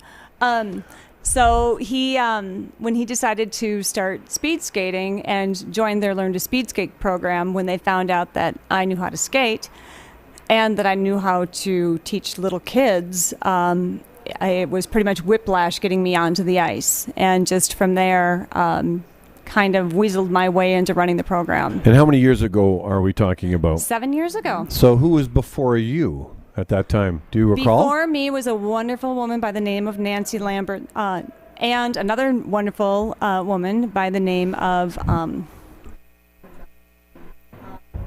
Well, it'll come back to you. You know, just think about it. But before that, like when was the facility built? The facility was built 25 years ago. Oh, excuse me, I'm sorry, 27 years ago. And speed skating was really, really big in Minnesota in the 30s. Big in the way that 10,000 people were going down to Powderhorn Park every weekend to watch the races.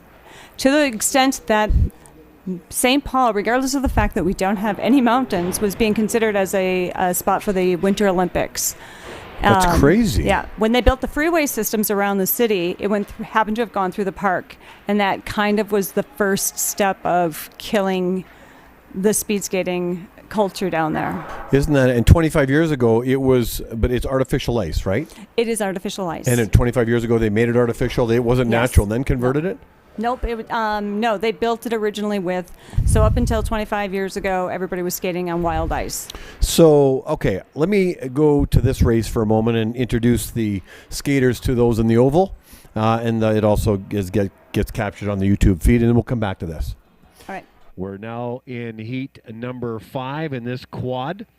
In the first pairing, we've got Keegan Waddington representing Saskatchewan, and alongside him would be Ethan Vandenberg. So Keegan will be wearing the white armband, and Ethan will be wearing the red armband. In the second pairing from British Columbia, we'll have Jack Hansen. Jack Hansen, who started the inside lane from British Columbia, and from Alberta, Jared Farquharson. So Hansen would be wearing the yellow armband, and Farquharson the blue armband.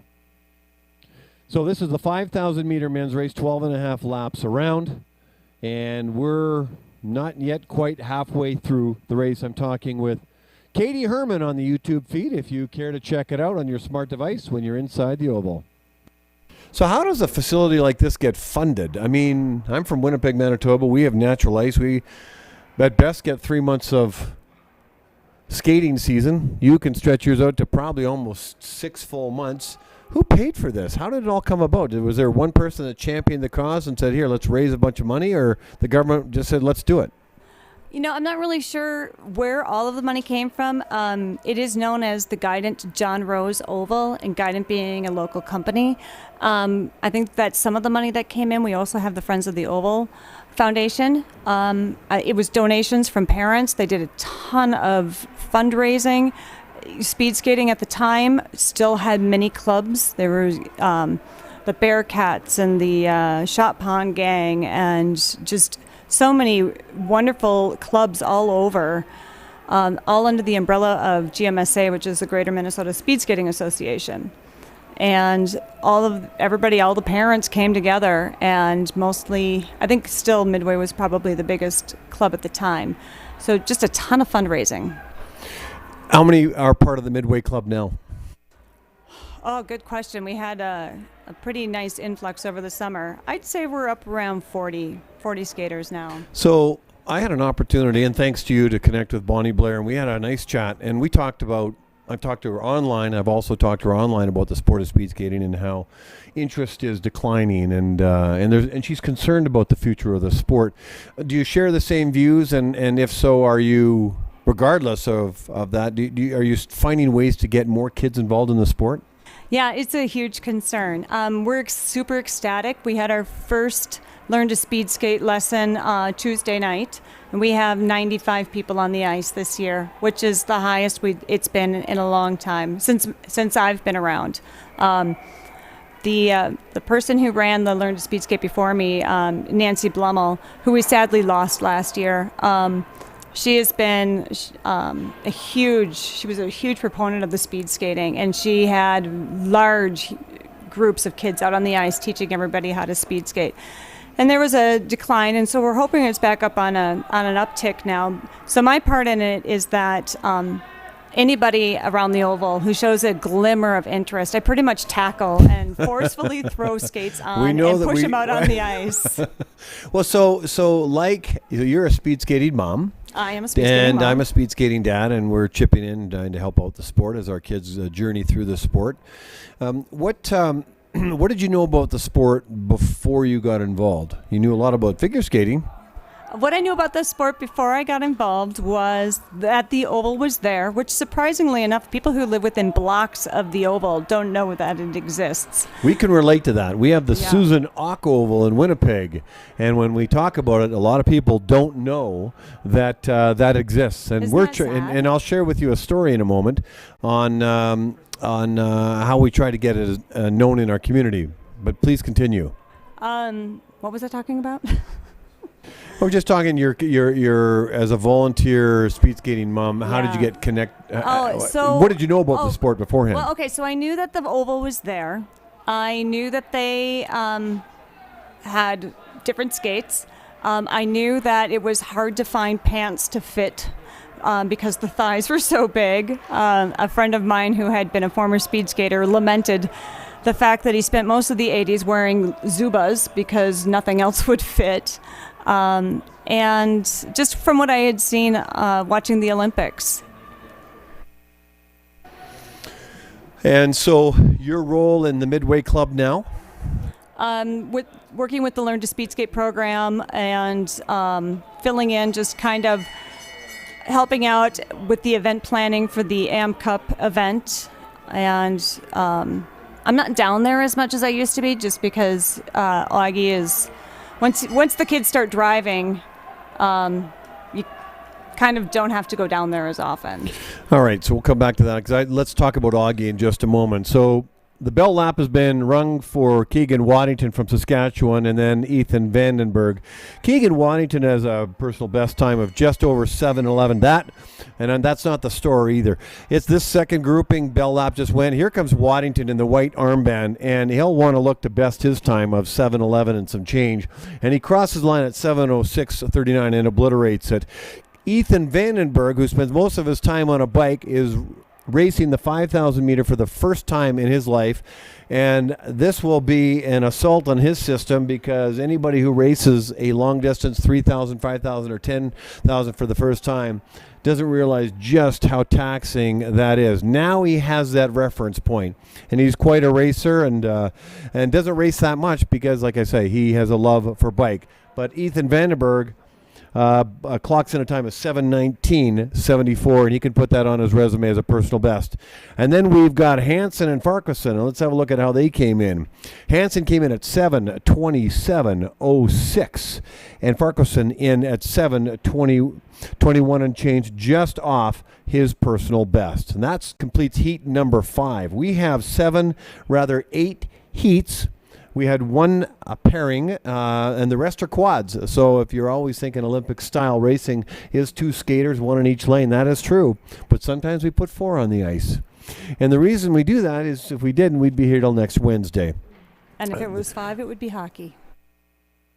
And as Katie Herman says, if it was 5, it would be hockey. So we're going to introduce the next heat of skaters in just a moment after they get going. But Katie Herman is a speed skating mom from Roseville. or the Roseville area, Minnesota area, Minneapolis, St. Paul area. Yep. I was down there actually a couple of years ago for USA Soccer with my middle child. I have to tell you, there was a lot of construction going on. It had a tough time to get around. Are they changing the infrastructure? What's going on? No, we have 2 seasons, road repair and snow removal. Well, it sounds like Winnipeg and Minneapolis, St. Paul have something in common. Sister cities. I didn't know. Boston had the big dig is what they referred to it for 20 years. I didn't know if they were having the big dig in Minnesota. Let me take a moment and introduce these skaters to those in the oval. So in the 6th heat, we have another quad. And in this first pairing of the quad, from Saskatchewan, we have Luca Vemen. And from India, believe it or not, who started out in the other lane, we got Visharad Jadea. And in the 11th pairing, in the part of this 6th heat quad from Alberta, we've got Matthew Medlicott. And from Manitoba, and I get a little heat from time to time when I get excited about Manitoba, being that I'm from there. It may not always be monotone when it comes to Manitobans. Say hello to Adam Buchwald. We got Vemen, Judea, Medlicott, and Buchwald in this quad. Okay, so if you're wondering who's who in the zoo out there, you're looking at Buchwald and Medlicott. Medlicott will have the yellow armband, Buchwald will have the blue. And let's see who's going around the corner. This is a 5,000 meter men's race, 12 and a half laps. So the white armband is Luca Vemen. And Vishwerta Jadera is not racing or started, and I didn't notice it, and has dropped off. So we have 1 skater in the first pairing of this quad and 2 in the second. Katie, you're the mother of Augie Herman, who is a student now in university. Yep. Just outside of Milwaukee. Yes, he is. And Augie would be how old? 19, 20, He's 21? 18. He's 18. So he Yeah. just graduated high school, Yep. first year university. Yep. So let's talk about how he got into speed skating. I guess through probably your connection, and where has he landed in terms of what races he likes, and how's he doing? And you talked a little bit about perhaps he's going to be racing for his country if there is a Junior World Championships in Austria. And also, I think yesterday he got a great time that actually provided some money for him. Maybe let's talk about that. Okay, well, I'm not sure about the funded times. I'm hoping he got the funded times. It's hard to tell because I think it changes from if it's an outside venue, an altitude venue, and so we'd have to double check to see. But it would be awfully nice if that were to occur. So if they get certain times, and he needed one more time in the 1,000, is that what he needed? I think the 15. The 1,500, which is tomorrow then. Yeah, but sadly we're going to have to miss it because we have a flight out. I see. Okay, but he's got. So what are the races he likes the most? He's a middle distance skater. He's skating with Dash Team out in Milwaukee, which is Dave Crookshank's team, and Dave Crookshank being Bonnie Blair's husband. Yeah, or Bonnie Blair is his wife. Or they're married. All right, I'm not taking sides here. That's just how it rolled out. Yes, it's Dave's team. Bonnie's heavily involved, and so Augie is part of their distance team. And so Augie's obviously enjoying. Oh, he's loving it. Yes. Okay. So he has a chance to, like, say, represent. What's the probability of him being on the Junior World Championship team representing the States in Austria at the end of January? You should know better than to ask that. Nobody wants to jinx it. Anything, you never know. You can't count on it. Nothing. You don't know what's going to happen. Yeah, well, as a speed skating parent, we've learned that not to have any expectations and let shows up. Well, put it this way. We're pulling for him. Thank you. So am I. So let's hope Augie Herman goes to Austria. Let's hope there is a meet in Austria. I know they're having a problem in a real challenge in Germany right now with their case count. So I haven't checked the news recently other than what I'm hearing as you're looking at Luca Vemen on the screen. And here comes Adam Buchwald and Matthew Medlicott, who are looking at a very, very close race right now. So very similar. And all three skaters, by the way, have skated the 5,000. And so Augie just skated the 5,000, and then he'll skate the 500 tomorrow, and then Yes. you're on a plane back to the U.S. Yep, if they'll have us. If they'll, if the states will have you back, you mean? Right, Well- right. Well, you're welcome to stay in Canada Well, if they thank don't. you. Yes, Thank you. We're happy to have you guys up here. I Yay, know. we love it up here. I know the pandemic has reduced numbers, and you're about a half a dozen or maybe 8 skaters, and Yeah. but normally there's more. Yes. But let's see what Last the time world we- looks like yeah. in Last time we March. came up here 2 years ago, Midway, we used to bring up a dozen skaters at a time. So it's a little strange to be coming up here with such a small group. Well, this meet has about just over 150 skaters. Normally attracts about 220 yeah, skaters. it's a huge meet. Yes. Yeah. And how different is this meet compared to the other meets that you attend? Yeah. Not a whole lot different. So we've already had our first Am Cup, which was in October in Utah, and that was also the World Cup qualifier. So a lot of people came out for it. We don't get as many people at the Am Cup 2 in Roseville simply because it is outside, and a lot of people don't like that, especially now that so many skaters are coming out of Florida. Isn't that something? You know, the first permanent indoor structure was built in Germany in 1985. This Yeah. structure that we're in was built 33 or 4 years ago and opened in September of 1987. And about the second or third one built. Since then, there's only about 35 or 36 other Yeah. permanent. Not that many, but it sounds like we're getting soft. I think so. No. It's just an advantage. I mean, there is an advantage to being able to be hardened to be skating outside, but the ice is inconsistent. It's not as fast as indoor ice. And we cancel at -25, which I don't know what that converts to in Celsius. Pretty close. All right, let me call the end of this race here. So, Luca Vemen is by himself. It looks like Vachera did not show. He crosses the line of his 5,000 meters, and he does so at a time of 7:14.64. He'll be happy with that, with a personal best. Here comes Adam Buckle. He's got a burst of energy here, which is surprising at the 5,000. Digging deep, and he crosses the line at 7:11.83 and just obliterates his personal best. He beats that by basically almost 14 seconds. And Matthew Medley got cross line at 7:18.26, and he beats his best time by 8 seconds. So what a great race for these three racers. Vemen, Medlicott, and Buchwald, all PBs. And so that was exciting. And, you know, I talked to a friend of mine who came to watch some of the speed skaters, and he had a daughter that was a speed swimmer. And he asked his daughter, would you prefer to win the race or get a personal best? And the answer was? PB, personal best. Well, Katie Herman, I want to thank you so much. Absolutely. Thank you. Did you have fun? I love it. It goes by so Fantastic. quickly, doesn't yes, it? Does. Yes. Yes, it does. So on the YouTube feed, we're finishing up a conversation with Katie Herman, a speed skating mom, organizer, and a supporter of the speed skating Heck yeah. community Yeah. in Minneapolis, way. St. Paul, Yep. out of Roseville, Minnesota. Roseville, Minnesota. We look forward to getting on a bus and coming down I hope so. when the Yeah. pandemic leaves Yes. town. Yeah.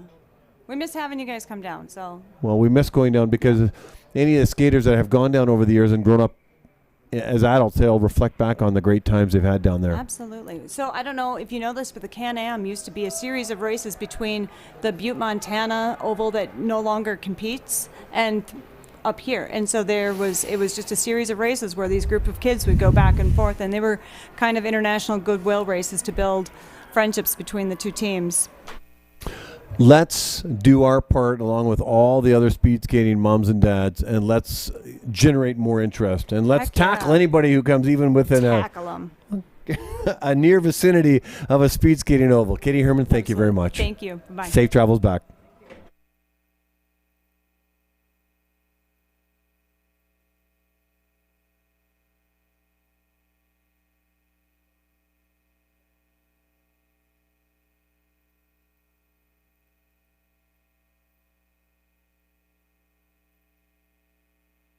We just finished talking to Katie Herman, a speed skating mom out of the Minneapolis-St. Paul area. Now it's just me up here. And let me announce the racers inside the oval. We are now watching the 7th heat, the 7th quad. And in the first pairing in the inside lane from Saskatchewan, say hello to Fergus English. He's in the same pairing as our Russian friend, Denis Belenan. And in the second pairing of this quad, we've got Jalen Doan from Alberta and Ben Rutledge from Manitoba. So we've got English, Belenan, Doan, and Rutledge.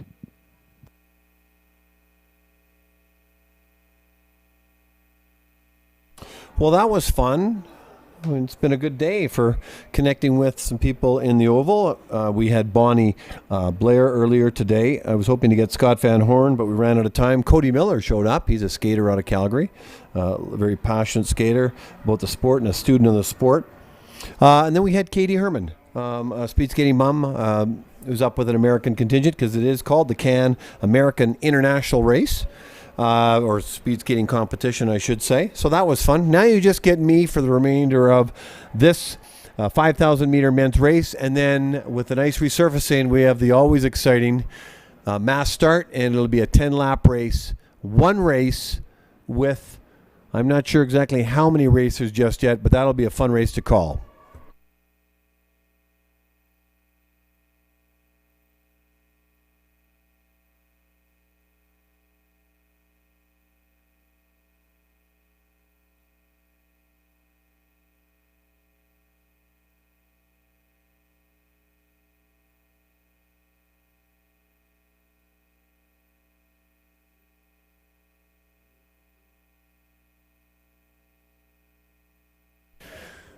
Okay, we've got Fergus English and Denise Belenan from, English is from Saskatchewan and Belenan from Russia. Just came over from Russia, by the way, and now lives in Calgary and is training here. Nice young man. Had a chance to meet with him and have a brief chat with him.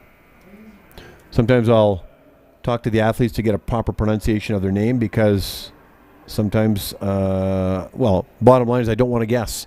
And sometimes I've been pronouncing names poorly or incorrectly for a long time. So just better to ask the athlete themselves, especially when they come from different countries than Canada. So anyway, we've got Fergus English, Denise Belenan, we've got Jalen Doan out there, and Ben Rutledge. This is the 5,000 meter race, 12 and a half laps around. I believe every one of these racers have raced this before, and so they'll be looking to achieve some personal bests. Not an easy race to race. For sure. And even though it doesn't turn out to be their disciplines, and if you talk to Cody Miller, he's never raced a 5,000 meter, and he might do a 3,000 once in a blue moon. But it's just grueling. I mean, you've got to love going the distances, achieving consistent lap times over a long period of time. It's much harder than it looks, and they're going faster than it appears as well.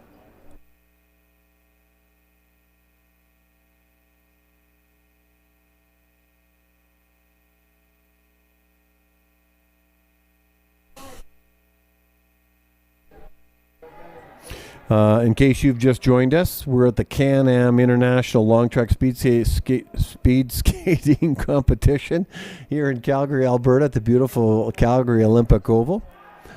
And we're in day 2 of 3 days. This is the 5,000 meter men's race. We have 4 skaters on the ice, 2 pairings going at the same time.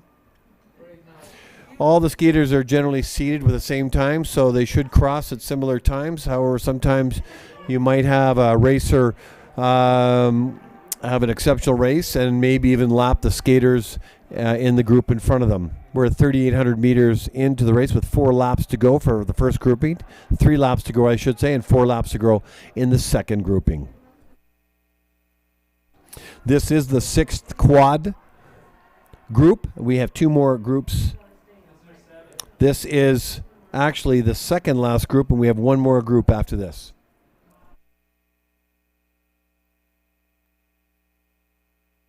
The skater that you're looking on the screen is Fergus English, wearing the white armband. Here comes Belenan. He's in the same pairing, and he has the red armband.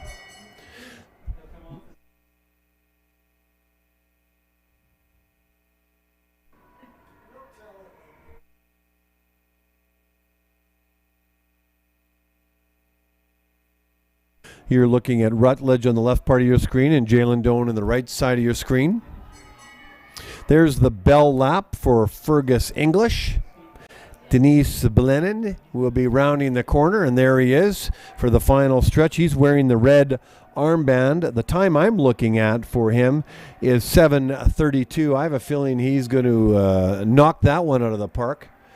And he crosses the line at 6:58. So exactly what happened between his last personal best and this personal best is a lot of training, it appears, because he's gone from 7:32 to 6:58. A big congratulations to Denise Belenan. Here comes Fergus English, and let's see how he crossed the line. He crossed the line at 7:16:36. And that is also a personal best for him as well. So he's done extremely well on his. He took at least 10, 12 seconds off his race. So great races for Denise Belenan and Fergus English. Jalen Doan, I'm looking at 7:34, and Ben Rutledge for 7:40. Let's see how they go. They cross the line. They're exhausted. You could just tell. Jalen Doan crossed the line at 7:33:16. And that is a personal best for him. And Ben Rutledge crossed the line at 7:34:41, and that's a personal best for him. A big congratulations to this last quad. Every single one of these racers achieved a personal best. Congratulations, English, Belenan, Doan, and Rutledge.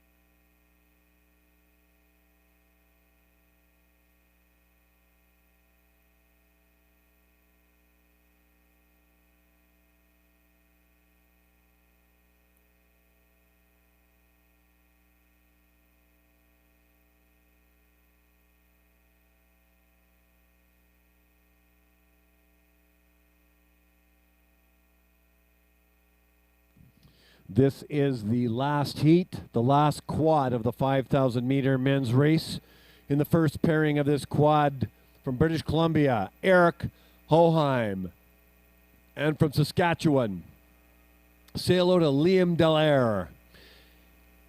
In the second pairing of this quad, both skaters are from Manitoba, Ryan Kulbacki and Aaron Reel. Hoheim, Delaire, Kulbacki, and Reel live on the ice right now. The men's 5,000 men's meter race, 8th heat, the last one of the day.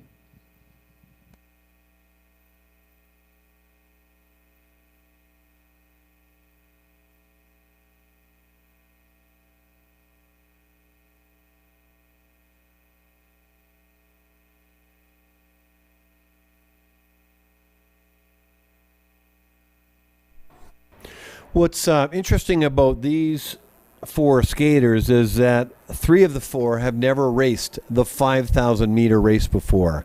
The only one that has is Liam Delaire with a time of 7:44 and a half. So Eric Hoheim, Ryan Kulbacki, and Aaron Reel, whatever time they achieve,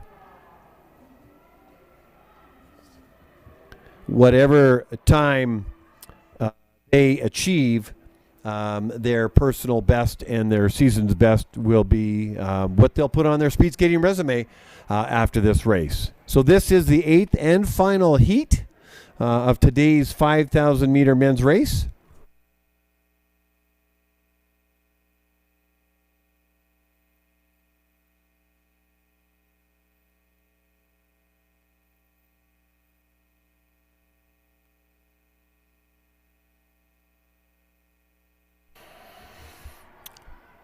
So if you have been listening all day, you've been hearing my voice. God bless you. My role, as I see it, is just to help bring the YouTube experience to life. I think if there was nothing on here, you would just see your family and your friends and people who are interested in the sport of speed skating. These skaters go round and round the 400-meter oval here in Calgary with virtually no sound. You might hear the bell in the background, hardly the starter gun. So happy to breathe some life into it. The announcing is limited for the Calgary contingent unless they're listening on their smart devices, and I suggest they do so they can get a bit of commentary. I've had an opportunity to interview a number of people and hope to continue to do that maybe a little bit tomorrow, but in future times as well. Because it can be a quiet, lonely experience looking at these racers. So having said that, we have 4 racers on the ice. We call it a quad. Obviously, quad equals 4. Normally you see 2, but you have 4. And that's to expedite or to run an efficient meet. You want to, you save half the time, because we would be here for another hour yet if we just had 2 skaters for this distance. And so we have Herrick Ohoheim from BC, Liam Delaire from Saskatchewan. And what you just saw Aaron Reel just go around the corner. So in the red armband, you have Liam Delaire from Saskatchewan, and then Eric Oheim. That's the first pairing. You got Ryan Kulbacki. He's wearing the yellow armband with the yellow suit. So you got 2 Manitobans in that pairing. But now it's just 4 skaters. And it's sometimes you might see a skater lap another skater. That's fine. That's just the way it is. There's Aaron Reel. This will be his first time. So for him, this would be along with his friend and fellow skater Ryan Kulbacki from Manitoba and Herrick Oheim. This is the first time their bodies is going to experience a 5,000-meter race. Not an easy thing to do. If you want to see how they're doing, lap times are the best place to look. So you're looking at lap times for Hoheim and Delaire around the 35 range. Kulbacki's at 36 and Reel's at 39. And the key is to try and keep these lap times consistent. Just to put it into perspective, racers, world-class racers who've been doing this for a number of years, who are much, much older than these young skaters, Graham Fish and Ted Jan Bloman, who's in his mid-35 years old, their lap times would be around 27, 28 for the 5,000, maybe 29 at the most for the 5,000 meter. It'll be a little higher for the 10,000 meter because it's a longer race, just to put it into perspective. But those skaters started at this level, and then you work towards it. God bless those that love these long distances. Very difficult race, very taxing on the skater. So it looks like we're going to have Liam Delaire lap. It looks like he lapped Aaron Reel, which is fine. That's just the way it goes. And there's Kulbacki.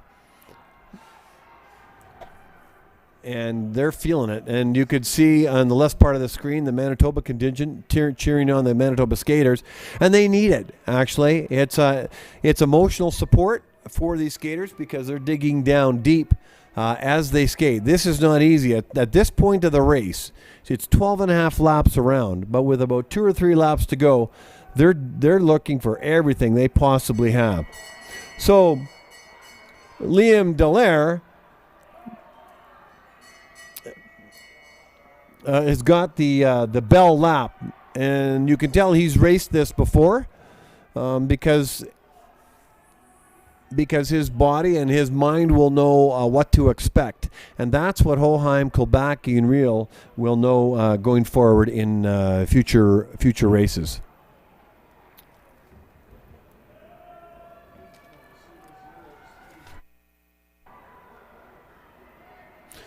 Okay, so crossing the line is Liam Delaire, and without even looking yet, I think he's going to be happy with that. He's crossed at a time of 6:52.26. 6:52. Let me take that back. Let me start again. 7:31.55. So 7:31.50. That's a personal best for Liam Delaire. His personal best before that was 77:44 and a half. And then you've got Kilbackie and Reel yet. And we've got Eric Holheim, who crossed the line at 7:27:09, and that'll be a personal best for him. That'll be the first time he did that. And then we have Aaron Reel crossing the line at 8 minutes and 8:89, and Ryan Kilbackie at 7:24.30.